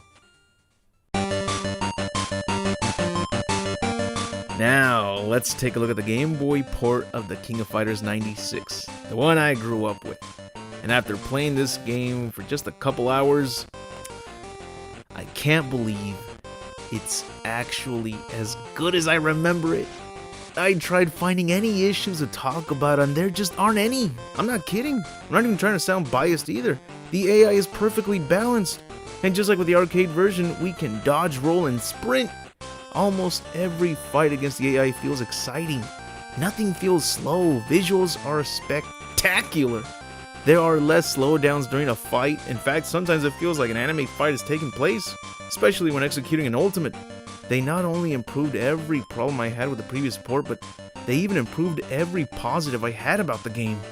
Characters still fight exactly like they do in the arcade version. Even those that are returning characters like Kyo has been given the exact basic attacks and specials that he got in the arcade version. They could have half-assed this and just used the entire asset from the previous game files to skip having to program all the new sprite animations and attacks for him. But they took the time to make it right. My favorite characters in this port are Kyo, Mai, Athena, and Mr. Karate, a character that was not included in the arcade version of KOF 96. Usually, I don't like picking the boss type characters since they have overpowering moves, but he has some of the best sprite animations. I love how he starts off a fight with his back turned to us, and then he quickly grabs the mask he has on his back and puts it on fast enough to keep his face hidden. That is slick. I also love how he can just perform the Zenretsuken. Ryu used to do this, but he doesn't in this game. But you know what? It's so satisfying to just pull it off here. Of course, his ultimate is it's not overpowered, it's hyper-powered. Because I forgot to mention another thing about these ports. They even included the max ultimates. So if his ultimate was already something, his max ultimate is a rope-a-dope of death. And you can't help but pull it off because those spectacles are just amazing. Look how insane this looks. I'm so glad that I wasn't just clouded by my love for fighting games and portable games growing up, and this really was an incredible port of the King of Fighters 96. It's just as good as I remember it. Heck, even better now that I finally played Takara's previous KOF port. And that's not to say that they half-assed the Game Boy port of KOF 95, because even when I go back to playing it after completing an arcade run of its sequel, I still end up enjoying it because it looks and feels similar to KOF 96. Characters like Kyo have different movesets, and I like seeing things that I can't do in its sequel port. As I've mentioned before, Kim Kafwan is one of my favorite characters in the series, and he's not in the KOF 96 port, only in the 95 port. So it gives me another reason to play that game as well. So there are actually a few pros that the port of KOF 95 did better than its sequel port. Another example would be the victory quote, which includes a large headshot of each fighter. Compare that to the same sprites in their winning pose with the victory quote in KOF 96, and you gotta go with 95's victory screen, of course. So even though the port of KOF 96 is better than the previous one, I still recommend fans to try both of them out, especially if you appreciate the Game Boy for what it was, and you too have a soft spot for pixel art. The European release of the KOF 96 port was released in 1998, a year after the release of the Japanese version. And this one was titled The King of Fighters Heat of Battle. No idea why they couldn't just keep the same name, but looking at the Cutting Room Floor website, they mentioned some interesting facts about the regional differences between the two. And it's mainly with the title screen, especially when playing the game on the Super Game Boy on the SNES. But I don't know what surprises me the most about this game. The gameplay, the character roster, the sprite animations, the soundtrack, or the crazy amount of secrets within the game. I'm talking about KOF 96. I played this port so many times growing up, and since there was no information around me regarding this game, I wasn't aware that there were multiple secret endings that were triggered if you played certain characters in a team. For so many years I never knew this, but the Game Boy version of KOF 96 has up to 6 special endings. These are secrets because nowhere in the game does it tell you that putting these characters in a team would give you special endings. The only secrets I ended up finding as a kid were those unlocked by completing the game. You unlock Goenitz if you beat the game on normal difficulty, and you unlock Mr. Karate if you beat the game on the hard difficulty. And you can fight him if you manage to beat the game on hard without losing a match. On GameFAQs.com, it says that there's a hidden ending if your team consists of Mr. Big, Geese, and Krauser versus Yori, Chizuru, and Kyo. And I played through the arcade mode a few times with these guys, and only their special team ending ended up appearing, so maybe it happens at random since the arcade ladder can have you going up against edited teams as well. Also, it's possible that this is wrong and there are only 5 special endings because I tried them all and the special ending with Ryo, Robert, and Mr. Karate would not trigger a special ending. I beat Chizuru and Goenitz with each character in the team and there was no special ending. So if the hidden ending mentioned in GameFAQs.com is real, then technically there are 6 special endings, but if that too ends up being fake, then there might only be 4 special endings in total. One thing about the special endings is that aside from the new dialogue, you also get to fight 2 of your teammates. And you don't get to choose which character you want to play as because the game will automatically make it the character that ended up defeating Goenitz. Also, whichever character ended up beating Chizuru, that person will be shown in the center during the cutscene before fighting Goenitz. Just thought I'd mention that. I think Joe Higashi makes a cameo in the Art of Fighting / Fatal Fury stage. The others around him look unrecognizable. In the arcade version, the guy sitting down near the center of the stage is Jubei Yamada, but here, I can't say it looks remotely close to him. Chang makes an appearance in the tournament stage. I can't tell if Choi is by his right arm or if that tall guy next to him is a cameraman or Clark. The Psycho Soldier / Hero stage includes a background cameo of Benimaru and Chin. I believe the boss team stage still includes Billy on the far right side by the audience. I didn't see any more cameos appearing in KOF 95 port, so that's about it for the secret cameos in the backgrounds. Here's the last secret that I can't believe was not mentioned in most forums or even the GameFAQs for that matter. Something I never knew even after countless years of playing the game. If you team up Yori, Chizuru, and Kyo for one of the special team endings, after beating Goenitz with this team, Yori will fight against both Kyo and Chizuru.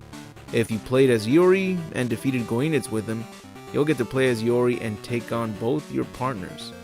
And if you think it'd be a better decision if you played as Kyo or Chizuru defeating Goenitz with him, you'd be very wrong because, to our surprise, Yori goes berserk and becomes Orochi Yori. And the developers actually bothered to create all new sprites and animations for this one specific special ending fight. Is that incredible or what? Oh, and that's not all. If you're going for the special ending that requires you to team up Leona, Yori, and Mature, this time Leona goes berserk thanks to the Orochi blood and she becomes Orochi Leona. And like with Orochi Yori, the devs took the time to craft out new sprite animations, even down to her Orochi Ultimate, just for fans to enjoy one shocking ass surprise whether you're playing as her or fighting against her.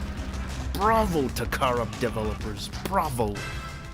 What a surprising pair of portable fighting games. I haven't even mentioned that both games include AI autoplay, meaning that by holding B and pressing the A button in the game select menu, you can put the computer against itself. So just choose which AI character or characters you want to see go up against the AI computer itself and there you go.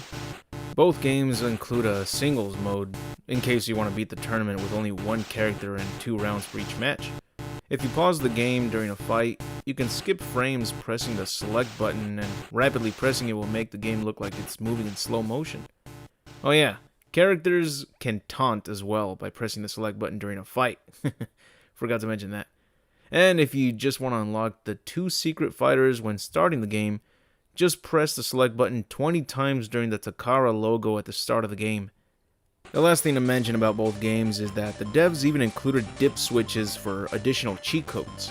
While testing some of them out, I found out that after inputting the code to unlock all boss characters, this also allows you to play as Orochi Yori, Orochi Leona, and as well as Chizuru with her sub-boss stats.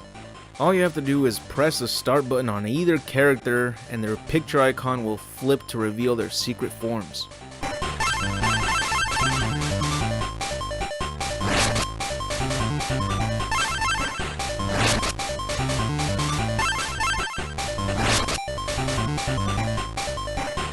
Chizuru is now called by her first name, Kagura. I don't know why. Maybe because she has a twin sister that appears as her ultimate, as well as some of her special moves. So now I can even play as them from the start. Oh, the beauty of old school gaming. Variety. I bet modern day developers forgot what that means. Honestly, after finding out about all the extra secrets that lie within this Game Boy pocket of a game, I had to go back to KOF 96, the arcade version, and see for myself if it's possible that there were some additional secret endings and secret characters that I never knew about. Like, if it's possible to play as Orochi Yori or even Orochi Leona, since this was her first appearance in a KOF game. And they're not in it!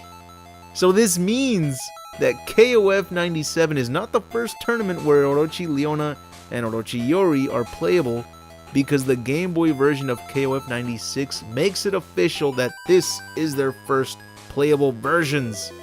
And that is beautiful. Long live Takara!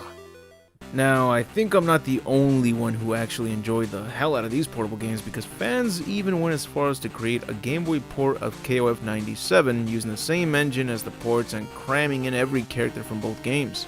Yes, even the Orochi forms of Yori and Leona. By pressing the start button in the select screen, it reveals the rest of the characters that could not fit into the screen. The gameplay seems to be at the same pace as the KOF 96 port, and it surprises me to see characters from both ports either fighting each other or teaming up together. However, as you'd expect from a fan mod, it has its bugs and glitches. Didn't take longer than 5 minutes to notice one. Every time I pulled off Kim's ultimate, he executes it like 5 feet off the ground, so halfway through his ultimate, he misses the remaining attacks. There were also some noticeable glitches throughout a match that pop in at random, so it's not the best in presentation, but it's still fascinating to say the least. Before I end this analysis, I gotta mention something I learned while I was searching for any information about the games, but also ended up finding an interesting fact about the arcade version of KOF 96. Remember the team assists? This is when a partner from your team can end up interrupting your opponent when they're either grabbing you or if your character is dizzy. They'll quickly strike the opponent. This has been around since KOF 94, 5, 6, and it continues in KOF 97 and 8, but starting KOF 96, it now depends on the relationship between the characters in each team. So if you're playing as the hero type characters and you have 2 villain type partners, you can bet your ass that they won't assist you for shit if they get the chance. But I can't really hate this feature, as it does shed some light on character relationships, and I think that's important and impressive. Who would have thought that the developers would care about adding this in, right? Anyways, that's something I had to mention since I'm moving on to the next KOF game to do a deep analysis on. And that is the King of Fighters 97. So get ready for that review pretty soon. And we're back with the next King of Fighters deep analysis review. And since I'm covering everything new about the next KOF games, I don't want to repeat the same information regarding returning characters, so I'll only mention those that are new or have any alterations made with returning characters. So, let us begin! Benimaru. For some reason, his Shinku Katategoma special is now performed with the punch button instead of the kick buttons. This is a problem for two reasons. One, he kicks the opponent, and two, it's always been performed with the kick button. It was forward half circle back kick, not forward half circle punch. I'm sure that Benimaru fans were completely thrown off when they realized this. Some probably thought the move was not included in the arcade game, especially since his original commands are now used to perform his new triple resist kick special. Arcade games don't let you pause the match to look at the move list. You'd have to hope that the character movesets are displayed on the arcade cabinet. Besides that nitpick, once again I enjoyed playing as his character. He continues to have the perks that make him a great leaping character, and his ultimate is just so brutal. Even though it's not a combination of attacks, which is what I prefer for ultimates, but this one, it's pretty punk rock, bro. He electrifies the opponent, but concentrates it on the opponent's dome to send God knows how many bolts down their spine. His OG ultimate can still be performed, and it's been improved. He aims higher, it sounds better, looks better, and it's quite the spectacle when performing it as the max ultimate, especially for the new ultimate of his. As for Goro Daimon, I think this game did it for me. It made me like playing as Goro Daimon. I don't think I've mentioned this before, but lately I've been starting to really get into playing as grappling characters, which is why I love playing as Clark and Blue Mary. But for some reason, I just couldn't get into playing as Daimon in the previous KOF games. Most of the time, I couldn't pull off his ultimate, and get this, here, he has an ultimate that has 3 separate command inputs that must be connected with perfect timing, as if he was a character in DOA 6. It's a little complicated, but it looks like something you'd want to get good at executing, so I forced myself to get good with it, and I'm so glad I did it. Now I really don't mind picking the entire hero team to play as rather than edit 1 or 2 characters out. Leona is back, and now she has 2 ultimates. I'm glad to no longer be limited to performing that mid-air ultimate. Her second ultimate is a gripping reflection of Dr. Jiro's fatality on Yamcha. She also has this special where she jumps back, crouches, and throws what appears to be a boomerang towards her opponent. Only thing is, this special is slow as shit, but surprisingly it lands more than half the time against the AI. Chang is still a fun character to play as, but he has been toned down just a little bit. In KOF 96, Chang was like the Shrek of the game. Anyone that stood in his way would easily get tossed around. Now you can even avoid his charging ball attack by being at touching distance. Shingo Yabuki. This makes his first appearance in a KOF game, and he becomes a regular as well, which I personally don't really like. He's just a joke character and a fanboy of Kyo Kusanagi. I've already explained that I think Kyo is overrated as hell, so you can imagine my disappointment when they give us a new character and he happens to worship Kyo and tries fighting exactly like him, but without the flame attacks. Yeah, those flame attacks are the only reason why people enjoy playing as Kyo. Okay, maybe I'm nitpicking over here, maybe that's just my reason to play as Kyo. And you're gonna give us this fanboy that fights just like him but doesn't perform the flame attacks? Get him out of here. I'm your #1 fan! Kenso.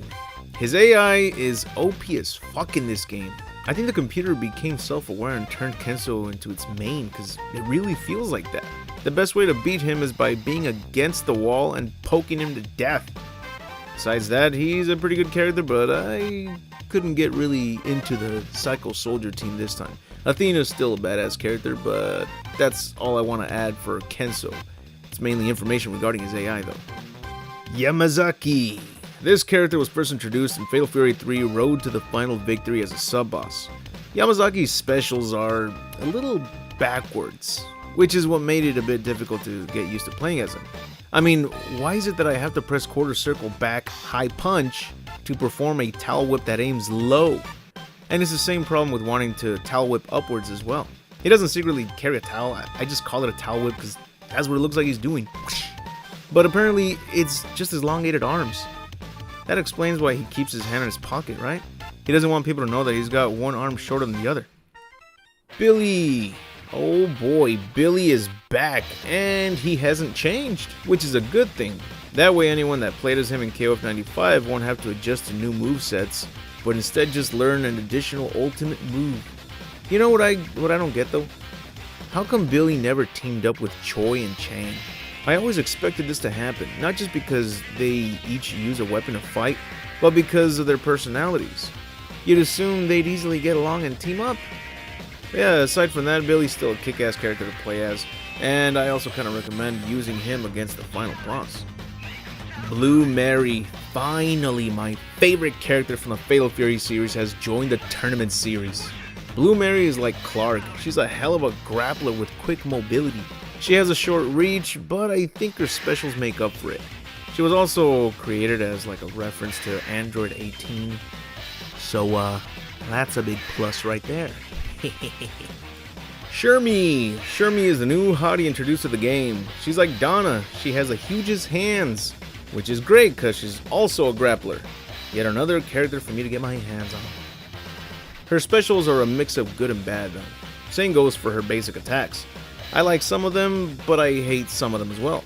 Her axe spin kick can be worth performing, but only if you have perfect timing when your opponent executes a sweeping attack or low special. Her ultimates are grappling moves, which is great if you can press forward half circle back punch, or back half circle forward, back half circle punch. Just so you know, if you're playing as a grappling character, you better get used to these commands at touching distance from your opponent because almost all of them execute their ultimates like this. Here's yet another grappler, Yashiro Nanakase. This guy has an insane reach with those legs, which will get annoying since he's part of the sub-boss team near the end.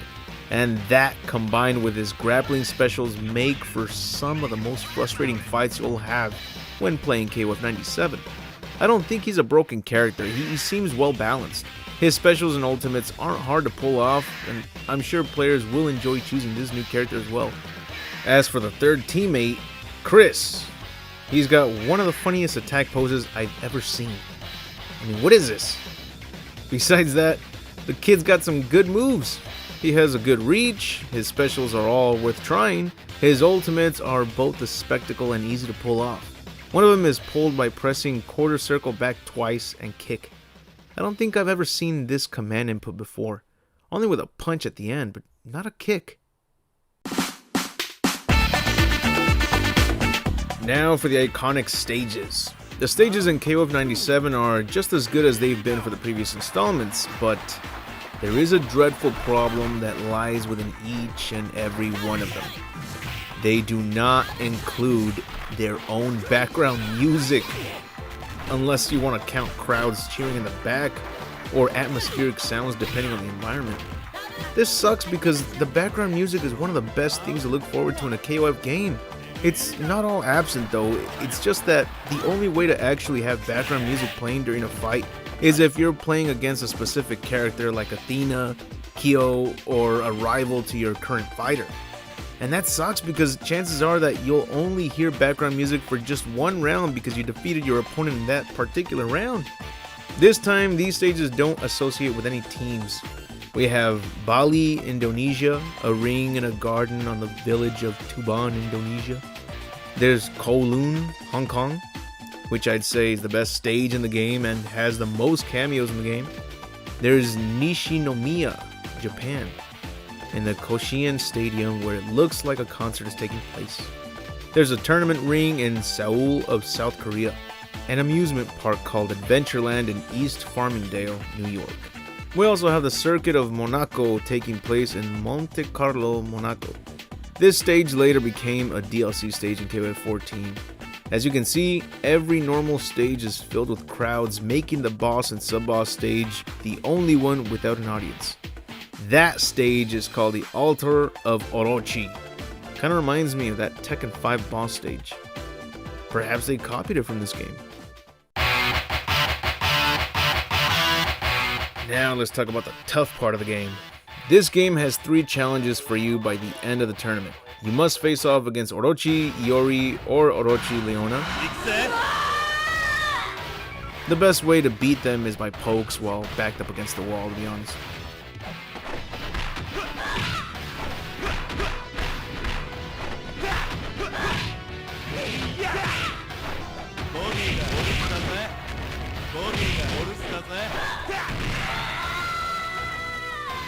It's the best strategy to go with when your opponent deals more damage and takes less frames of attack, so choose your best poker and go nuts.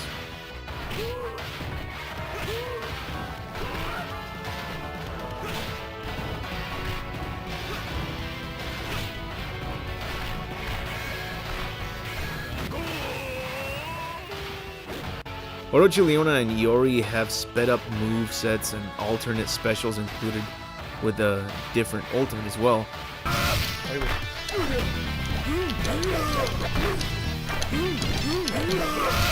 Oh, fucking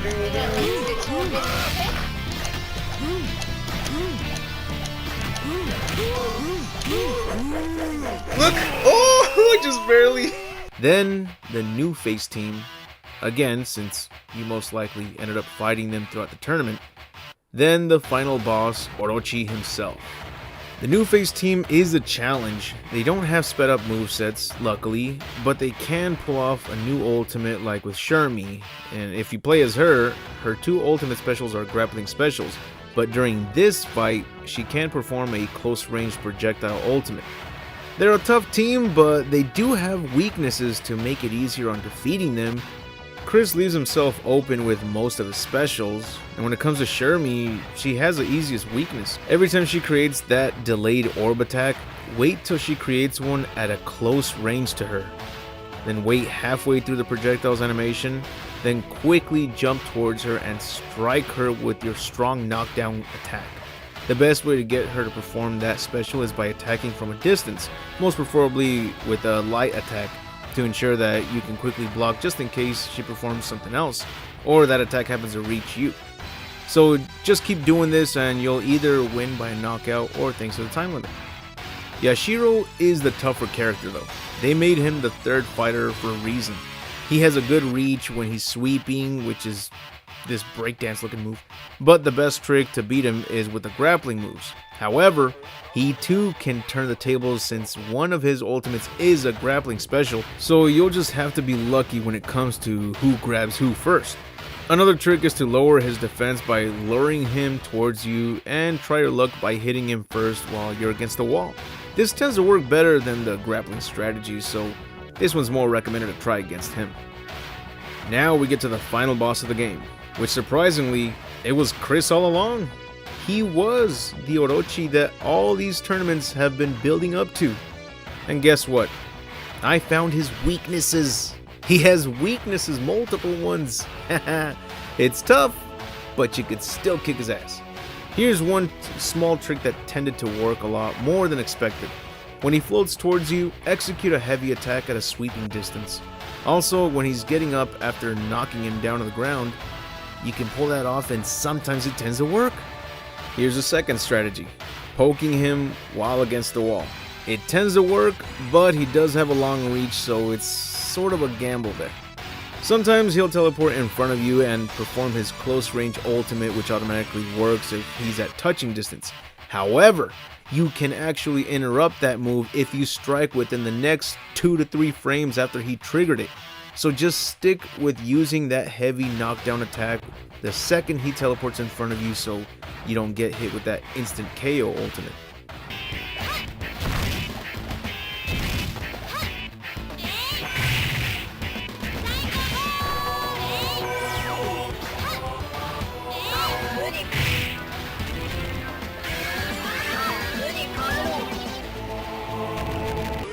What the fuck was that?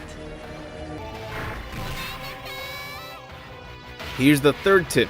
Like with Goinitz, keep a distance so that he eventually starts performing those lightning strikes. This leaves him open for a brief moment, and those lightning strikes have a delay. So since he likely performs around 3 of them, close in every time he misses. And when you're close enough, depending on your character, use a special attack or even an ultimate, and you'll defeat him in no time.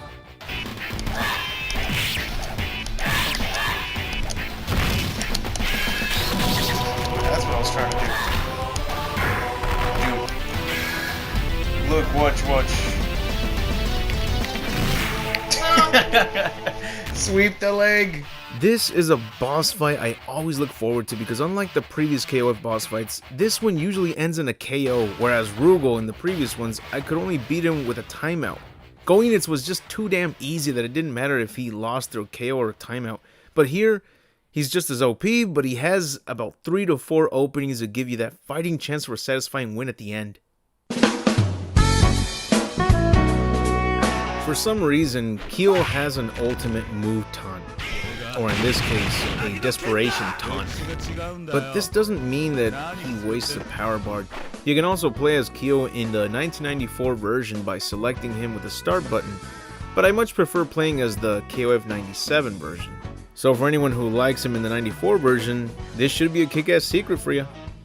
In the order select screen, if you hold the start button, a little emoji icon appears below your characters, displaying whether your partner will provide you with a backup attack and pass their meter bars onto their partners. There are 3 icons, a happy, neutral, and angry face. It's pretty self-explanatory here. Happy face means you'll get help from your partners, angry face means that they won't help you for shit. Now let's look at the cameos in the stages. The Hong Kong stage will occasionally have certain characters observing from the far left side of the screen.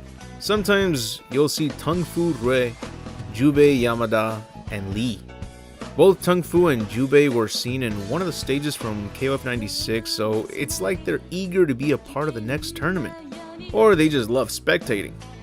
Other cameos in this stage are Aiji Kisaragi, G Mantle, and Sokaku Mochizuki. There's also Bob Wilson, Rhodey Burtz, and Lenny Creston. I liked playing as Lenny Creston in the Art of Fighting 3, so it's a major disappointment to me seeing her in the background. And it would have been great because we do get another character with a whip later on, so they each could have been rivals. Sally and Elizabeth, the waitresses that are friends of the women's team, make a cameo with Rugal's panther, Rotom. That's a funny name for panther as well, Rotom. I don't know why they're accompanied with Rugal's panther though. I don't believe they ever explained this. Maybe in a Chinese manhwa? Here's yet another set of cameo characters in this stage. Heavy D, Duck King, and Ryohaku Toto. This is the second time we see these 3 hanging out. They were previously seen in the bar stage of KOF 95. Even the birdie tagged along with them once again. And in a separate set, Heavy D will be back, only this time he's accompanied by his old USA teammates Brian Badler and Lucky Glauber. And here's a set that you really wouldn't have expected to see. Roddy and Kathy from Top Hunter, including Captain Clapton. But this is actually the second time that Roddy and Kathy cameo in a KOF game, because they were part of the huge crowd in the Art of Fighting stage from the King of Fighters 94. Weird how they never became fighters in any tournament, seeing as they're very interested in them, right? Since there's a sign that says Next Challenger, does that mean that these characters were waiting in line to challenge whoever won that particular fight? That would have been a kick-ass surprise. It's always a set of 3 cameo characters that appear in the background, so it kind of looks like they were setting up for it. Sadly, the other stages don't have any cameos, but they all have a lot of details that are gorgeous, so I guess it's alright. Except for the fact that we don't have background music for them. There are a few secret endings that were only available to the Japanese version of this arcade game, but I'll talk about those in a little bit. For now, let's talk a little more about the pros of the game. This time when it comes to executing your max ultimate, you're gonna need to press 1, 2, and 3 at the same time to activate the max mode. You'll have a short amount of time to pull off a max ultimate while it's activated, so make good use of it for both the win and the spectacle. I like how you get a different set of colored outfits for the extra and advanced variations. The extra mode is for people who want to play with the old dodging mechanics where your character tilts as a dodge and that you can charge up your meter bar. The advanced variation allows you to dodge roll and you raise your meter bar by blocking attacks or unleashing specials at your opponent. I always prefer the advanced variation. I love that this cameraman in this stage can do the moonwalk while capturing a smooth shot of the fighters. That's dedication right there, man. It's cool that in the Ikari team's ending, Ralph gives Leona his bandana to keep her hair tied. And the same goes for the Fatal Fury team ending where Terry gives Blue Mary his hat. But in the next KOF games, both characters aren't seen wearing those particular items at all, and both Ralph and Terry continue to wear their items as if nothing ever happened. I guess you could say it technically never happened, seeing as most team endings are like what-if scenarios, but I personally think that it would have been nice to see them wearing these personal items in the next tournament, because it'd be like callbacks to these character development moments. Plus, it kind of sucks that characters are almost always wearing the exact same outfits every year. Not only does it look repetitive, but it also looks like the developers were just reusing assets from the previous KOF game and slap on the exact same character sprites, but alter one or two couple different new move animations. Some KOF games did create all new sprites for returning characters, but since they're always wearing the same outfits, it looks like they're reusing sprites from the previous KOF game. And if you too have tried playing these games from the first tournament up until the current one, you're gonna feel like some of the earlier titles are just DLC from one another, making reviews like this one really difficult to describe without repeating myself. This version of KOF 97 is mainly known for including an online mode, which is the greatest feature any classic fighting game could receive nowadays.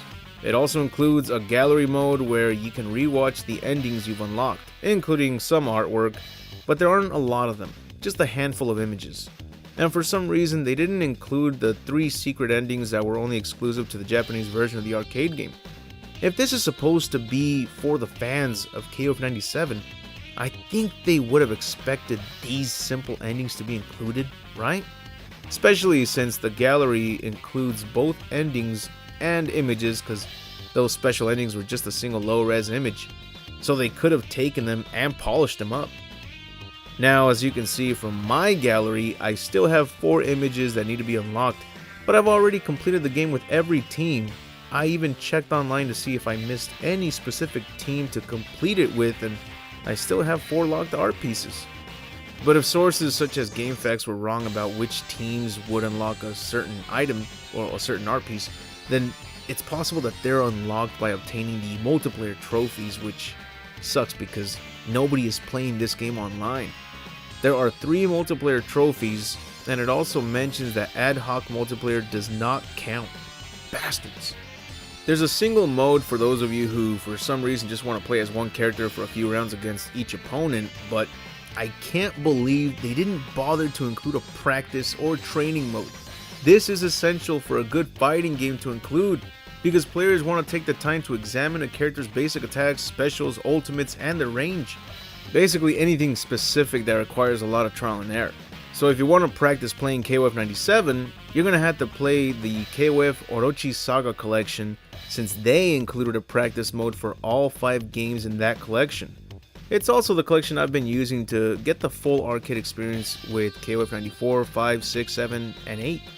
So KOF 97 Global Match wasn't much of an upgrade, and the only perk would be that it features an online mode, which again, nobody plays, as we have far better KOF games with an online mode already, so it's very understandable. But I was hoping that this version would include everything that's been featured in every version of KOF 97, right? I was really looking forward to that private mode in the PlayStation version, which gave us tons and tons of concept art and gorgeous illustrations, including an extended commercial for the RPG game that was only released in Japan titled The King of Fighters Kyo. Maybe someday after I've reviewed every KOF title, I'm gonna have to do a deep analysis review on that particular game as well. Last thing to talk about would be the endings. What is it with the scrolling speed of the text and cutscenes and endings here? Most of these team endings are basically the same endings that they had in the previous KOF games. Every time I'm looking forward to a new team ending, I end up disappointed because they just repeated the same shit that happened in the previous tournament ending. The Korean team has Choi and Chang talking about doing something bad, and it concludes with Kim telling them it's time to go back for more training. The Art of Fighting team always has Mr. Karate show up and tell them it's time to go back for more training. Sure, they're self-aware, but it doesn't change the fact that they're constantly repeating themselves. This is why I always wanted characters to switch teams throughout the game series, so that we get some unique interactions and some new endings. Plus, I hate that Kim is always teamed up with Chang and Choi because he's a Taekwondo fighter. Why doesn't he have any TKD buddies to create a team with? I'd like to see a female partner and his friend Jun-hoon in these tournaments more often. We do get him eventually, but rarely. But it'd be cool to see him teamed up with other current fighters such as Blue Mary, Clark, Yuri, anyone else really. Now, if we can't have characters in different teams, then just give us more secret endings. But this time, put a little more effort into them, especially the regular endings. I'm tired of seeing the same shit after completing an entire arcade run. Overall, this game is probably the better KOF title so far that I've reviewed. So compared to KOF 94, 5, 6, I'd rather play this one. Mainly because Blue Mary's finally a playable character, and we now have 2 ultimates for each character, and you can choose from the advanced and extra variations. Sucks that you won't be able to hear some awesome background music that previous games were known for, but that just gives me another reason to put on my own music and play the game. So we're finally through playing this game. One can only wonder what lies within the adventures between KOF 98 and its many versions. Assuming there are many versions, but we'll see. Good day, lads! Are you ready for another deep analysis of the King of Fighters game? This time, we'll be taking a look at the King of Fighters 98 and its updated version, KOF 98 Ultimate Match. So, let's start with the original first and talk about its new additions. Let's get started on talking about the characters of the game. I can't really pinpoint many or any differences at all with the characters in this game. There are characters that have some slight differences, but it still really feels like the developers just took the same character sprites from the previous KOF games and slapped them onto this game. In fact, I think that's exactly what they did here. Every character aside from Shinji with Kyo's gauntlets looks the same and has the same basic attacks. Some characters did get old moves inserted back into them, like with Yuri. She finally has that butt smack attack that we all fondly grew to love. Only they didn't include that boing sound effect when you land it. Now, I'm not complaining about characters having the same movesets from before, since I prefer keeping it that way as long as they did add new moves to them. It just feels like we're playing KOF 97 all over again. Because unfortunately, there are no new characters here, so that scratches off the analysis of discussing what the new characters are like. But they did bring back 8 characters from KOF 94 and 95. We got Hydern, Takuma, Saishu, the USA team consisting of Heavy D, Lucky Glauber, and Brian Badler. Haven't seen them fight in the tournament since KOF 94. And for our surprise, they even included Mature and Vice, the 2 chicks that were introduced in KOF 95 and got killed off at the end of the tournament by their own partner Yuri Yagami. How the hell are they back and teaming up with his ass again? Well, it turns out that they're not back, technically, but they're just a figment of his imagination, and yet they're playable and can still fight in this tournament. Okay. There are 38 characters in the game, but since I took the time to dive deep into the previous KOF games before moving on to the next, I feel like I've already been down this road. That's why I'm always hoping for characters to change their appearance up a bit, even though it's their signature look. So, the addition of choosing the advanced and extra mode is good, but I'm looking at the same assignment here. I've already done my homework. This is the same test from last week. Why do people claim that this is the best KOF game again? Oh wait, that's the updated version of this game. So we'll get to that one in a bit, right after we've analyzed everything about the original version. I guess we can skip straight to analyzing the stages of the game. For this game, we got the Japan stage, the Korea stage, the Middle East stage, the Osaka stage, the Spain stage, and 2 USA stages, oh, and the Black Noah stage, which is the final boss arena. The Japan stage is this broken down and abandoned looking platform. I like the trees and dark bluish atmosphere in the back. They even threw in some fireflies, which makes it look even more mesmerizing. I wonder what happened here. Is this the result of a fight? Or is this a building that's been abandoned for years and it became part of the forest now? Even though we may not have an answer, That's likely for the best because, like with a good painting, it can tell 1,000 stories with a vast amount of details, and I'd like to let my imagination put things together for this one. The Korea stage looks pretty cool. There are a great amount of details here, from the small boat up close to an audience from a far back distance. There's even a temple beyond that with visible mountains at a further angle. It's so incredible to see every little bit of details that the creators worked on for stages such as this one. Because if you think about it, this is probably the most common looking place to view from a foreign country, especially since we've already had previous KOF games include stages with a river, a bridge, and people spectating at a far distance. But I feel like these small details really help make this stage look unique. Look at the ground, the attention to detail with dirt, cracks on the edges, the net lying on an unusable boat, the flyers stuck to an electric pole. These are details I always love seeing from pre-rendered backgrounds of the classic Resident Evil games, and it's the same kind of love for these pixelated backgrounds. It's inspiring. Then you also have this random guy walking up to his window, watching what's going on. He scratches his beard, then walks away, just to walk back into the frame and do it all over again. The Middle East stage reminds me of Agrabah from Aladdin, mainly because that's the only movie I've seen that really highlights the details of an Arabian market. It's beautiful. I love the buildings in the back, the spectators, especially the guy that's shaking a dirty carpet from his window. Maybe it isn't dirt. Maybe it's something else.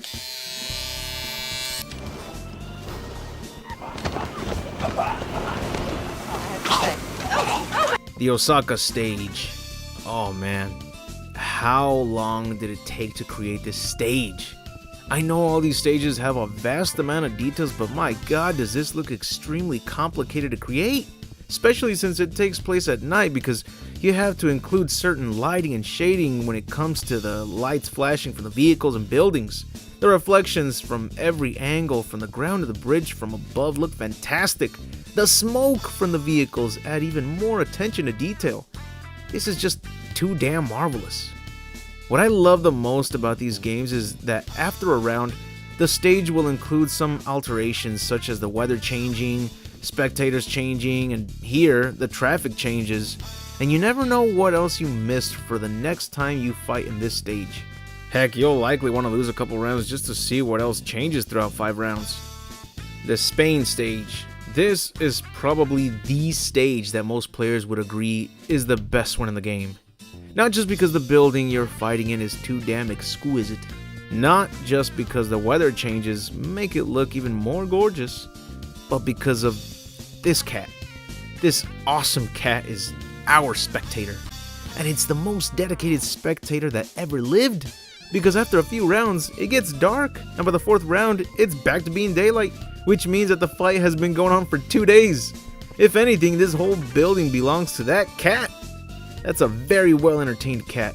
Even when it's licking its own scrot, it still refuses to look away from the fight. The first USA stage takes place on some train tracks, and it's pretty cool because we even get to see a train arrive and park right in front of the players. It's quite creative. They even threw in a stray dog digging at some trash bins. I don't have much to say about this stage though, but it does really look pretty good, you know. Kind of gives off a sad and lonely vibe though. Maybe because of the dog, or the view from the buildings to the side, I don't know.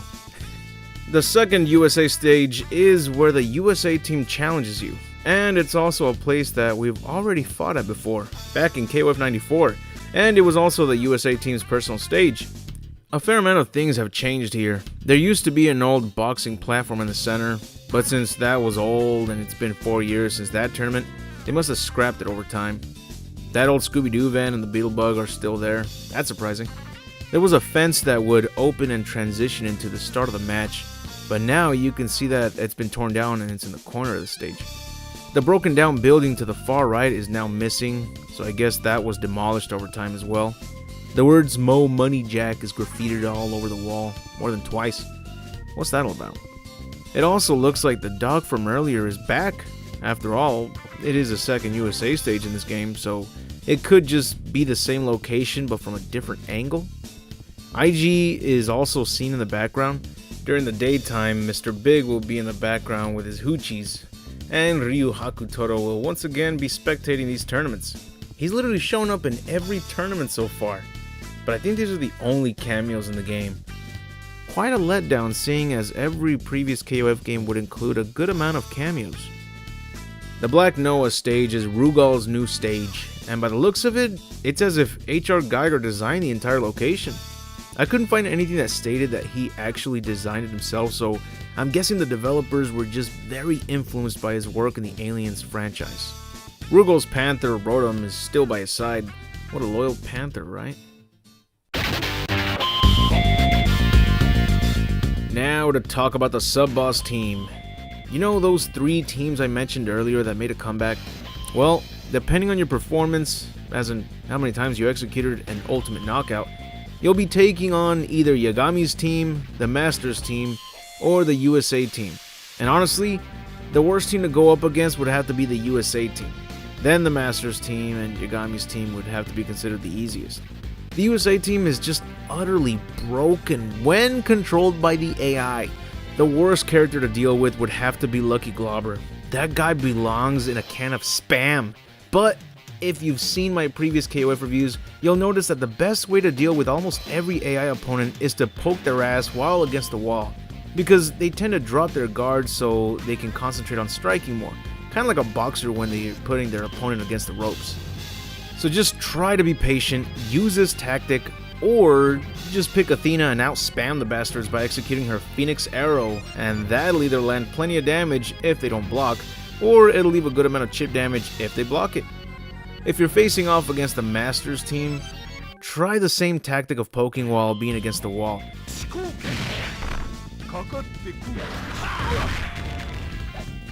But when it comes to Hydern, he's probably the cheapest to go up against, so the best strategy against him is to jab at a far distance and wait for him to launch himself in the air for his air special, block it, which will throw him back, and he'll be wide open for any attack. Then rinse and repeat.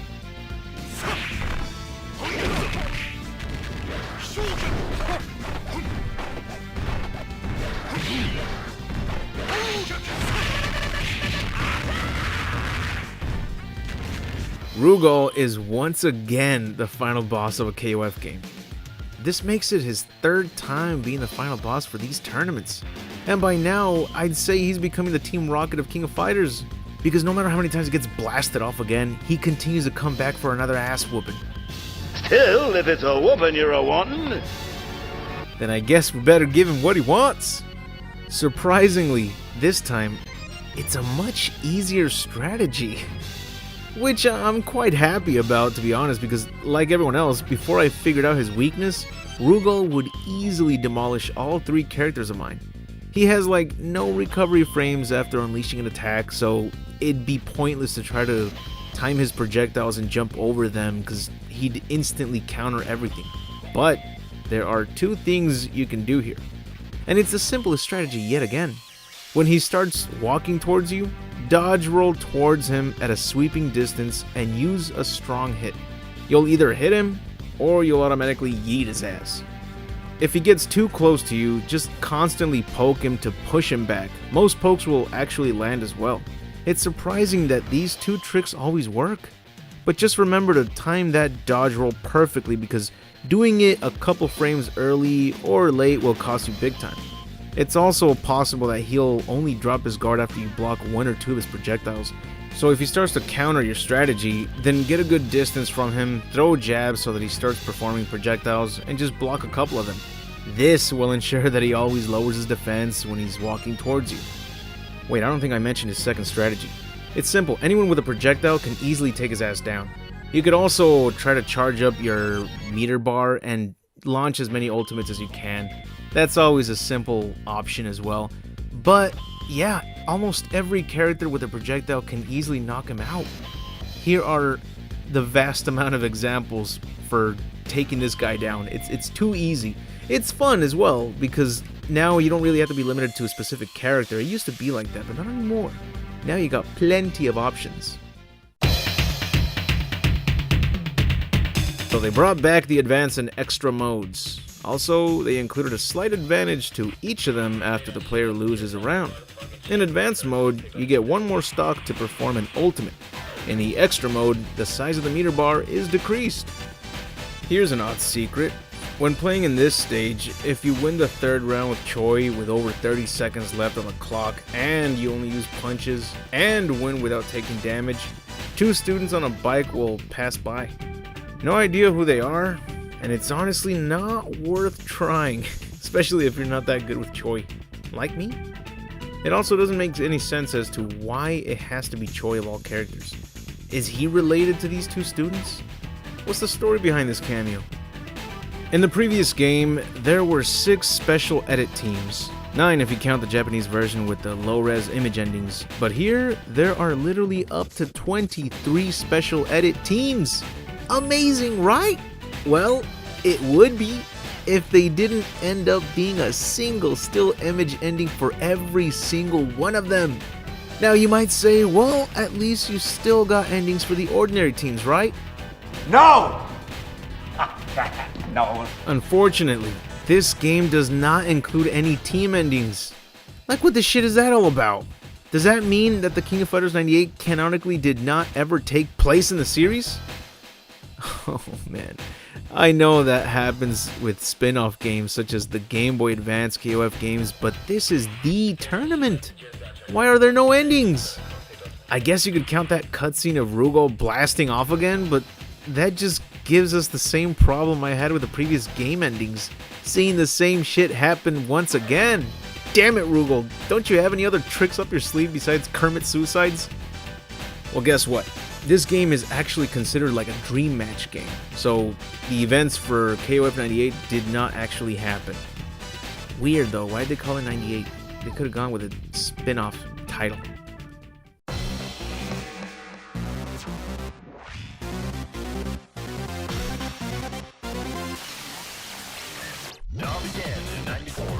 The King of Fighters 98 Ultimate Match. This version is pretty damn insane. KOF 98 is considered to be one of the best KOF games of all time, but that's mainly thanks to this version because not only does it include a large amount of extra content, but it includes every single character that we had seen in the previous KOF games. So Ultimate Match is like Ultimate Smash. Look at that character roster, 45 playable characters. And that's not even including the special EX versions of specific characters.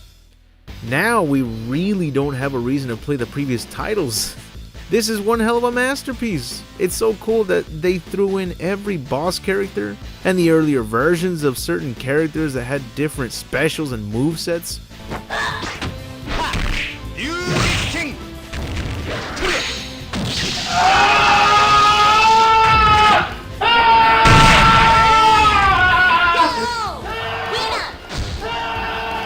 You have to unlock some of them, but that's perfect because one thing I love, and I'm sure everyone else does, is unlocking characters or new features. And this game does exactly that. And even though we already have the option to choose the advanced or extra mode, they also added the ultimate mode. Advanced mode is what lets you run, dodge roll, and raise your meter bar by executing specials or blocking and such. The extra mode is what makes you take a long step back or forward. They call it a dash, but it looks like a character just did a really long step backwards or forward. And instead of dodge rolling, your character will dodge tilt.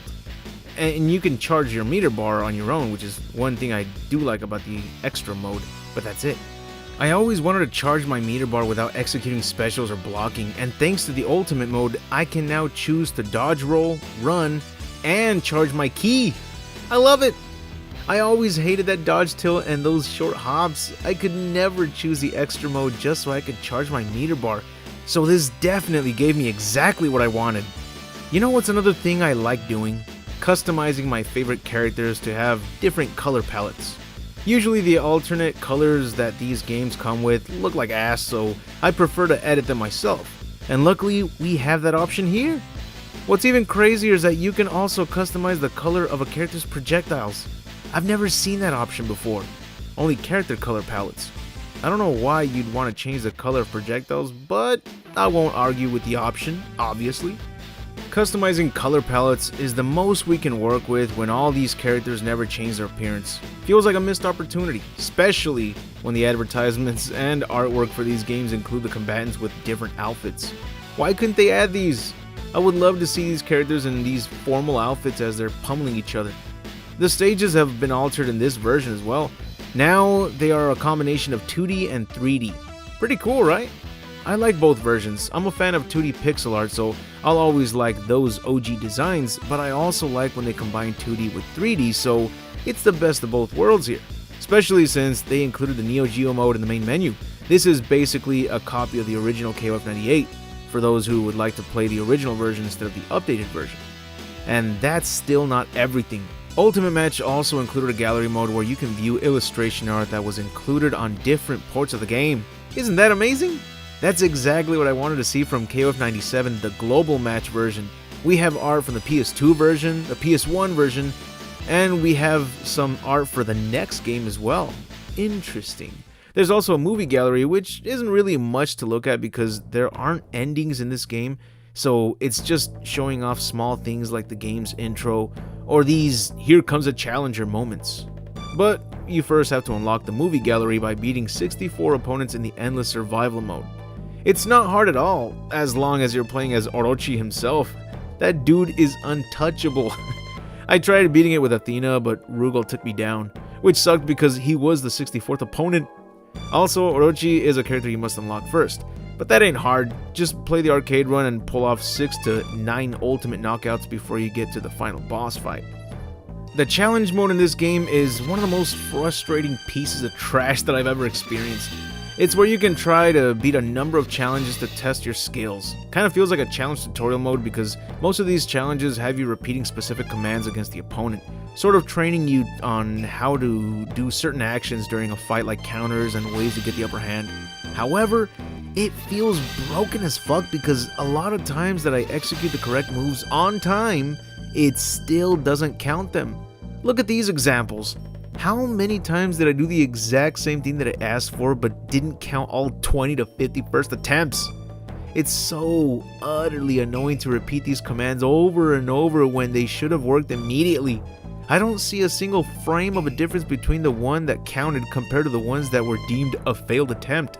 I hate this challenge mode. It did teach me a couple things though, but it would have been great if they actually included a preview option for each character to see if you're doing something wrong. I had to look these up because I spent so much time trying to do what I thought it was asking for, just to realize that I was doing exactly what it asked me to do. Made me wonder if the game knew what it was asking for, or it just wasn't watching. I didn't see nothing!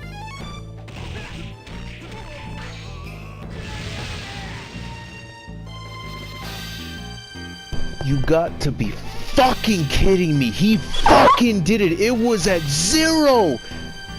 His health bar was at 0. What the hell, man?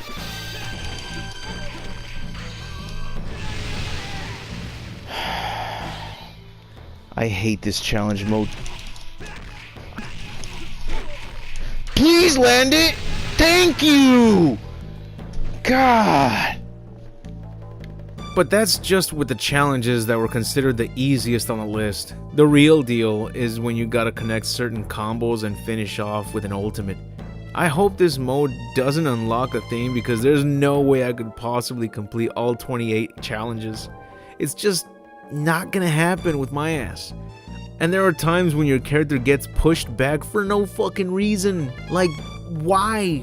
Why does that happen in the middle of a combo? Can some of you expert players tell me why that happens? I may love fighting games, but there are some mechanics that I will never understand, such as these ones. I get it if I input the wrong command, but I'm clearly inputting the correct ones, as you can see. Well, you probably can't tell since they aren't displayed on the bottom of the screen like with other fighting games. They should have included that as well, right?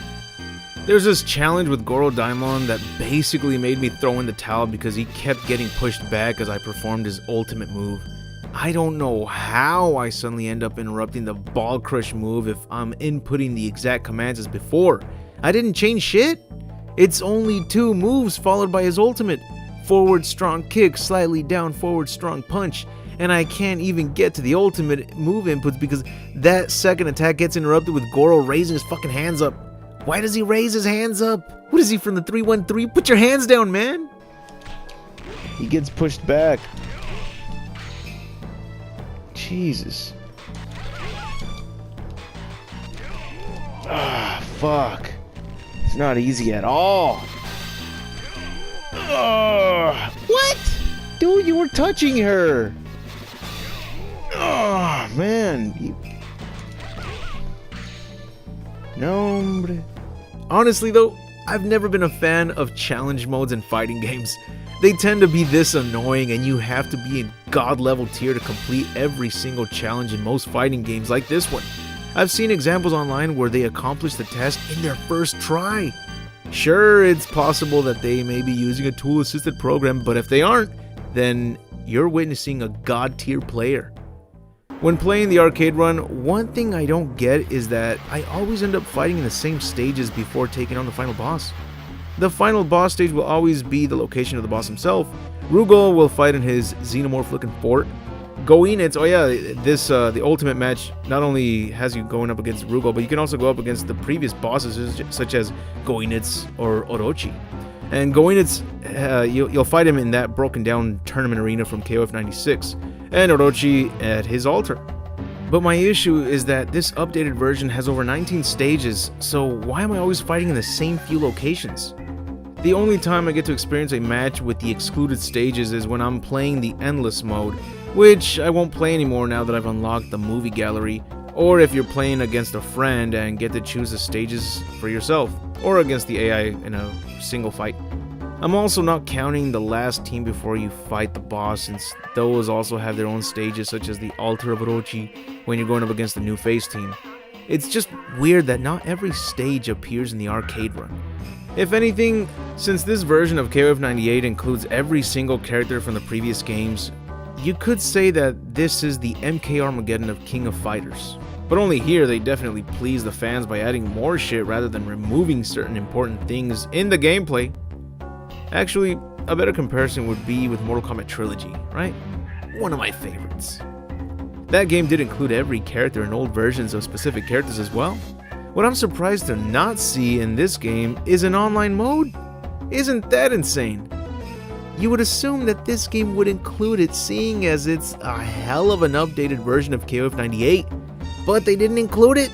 Sadly, you have to purchase the other updated version titled KOF 98 Ultimate Match Final Edition, but that version was only released on Steam, so lucky PC players.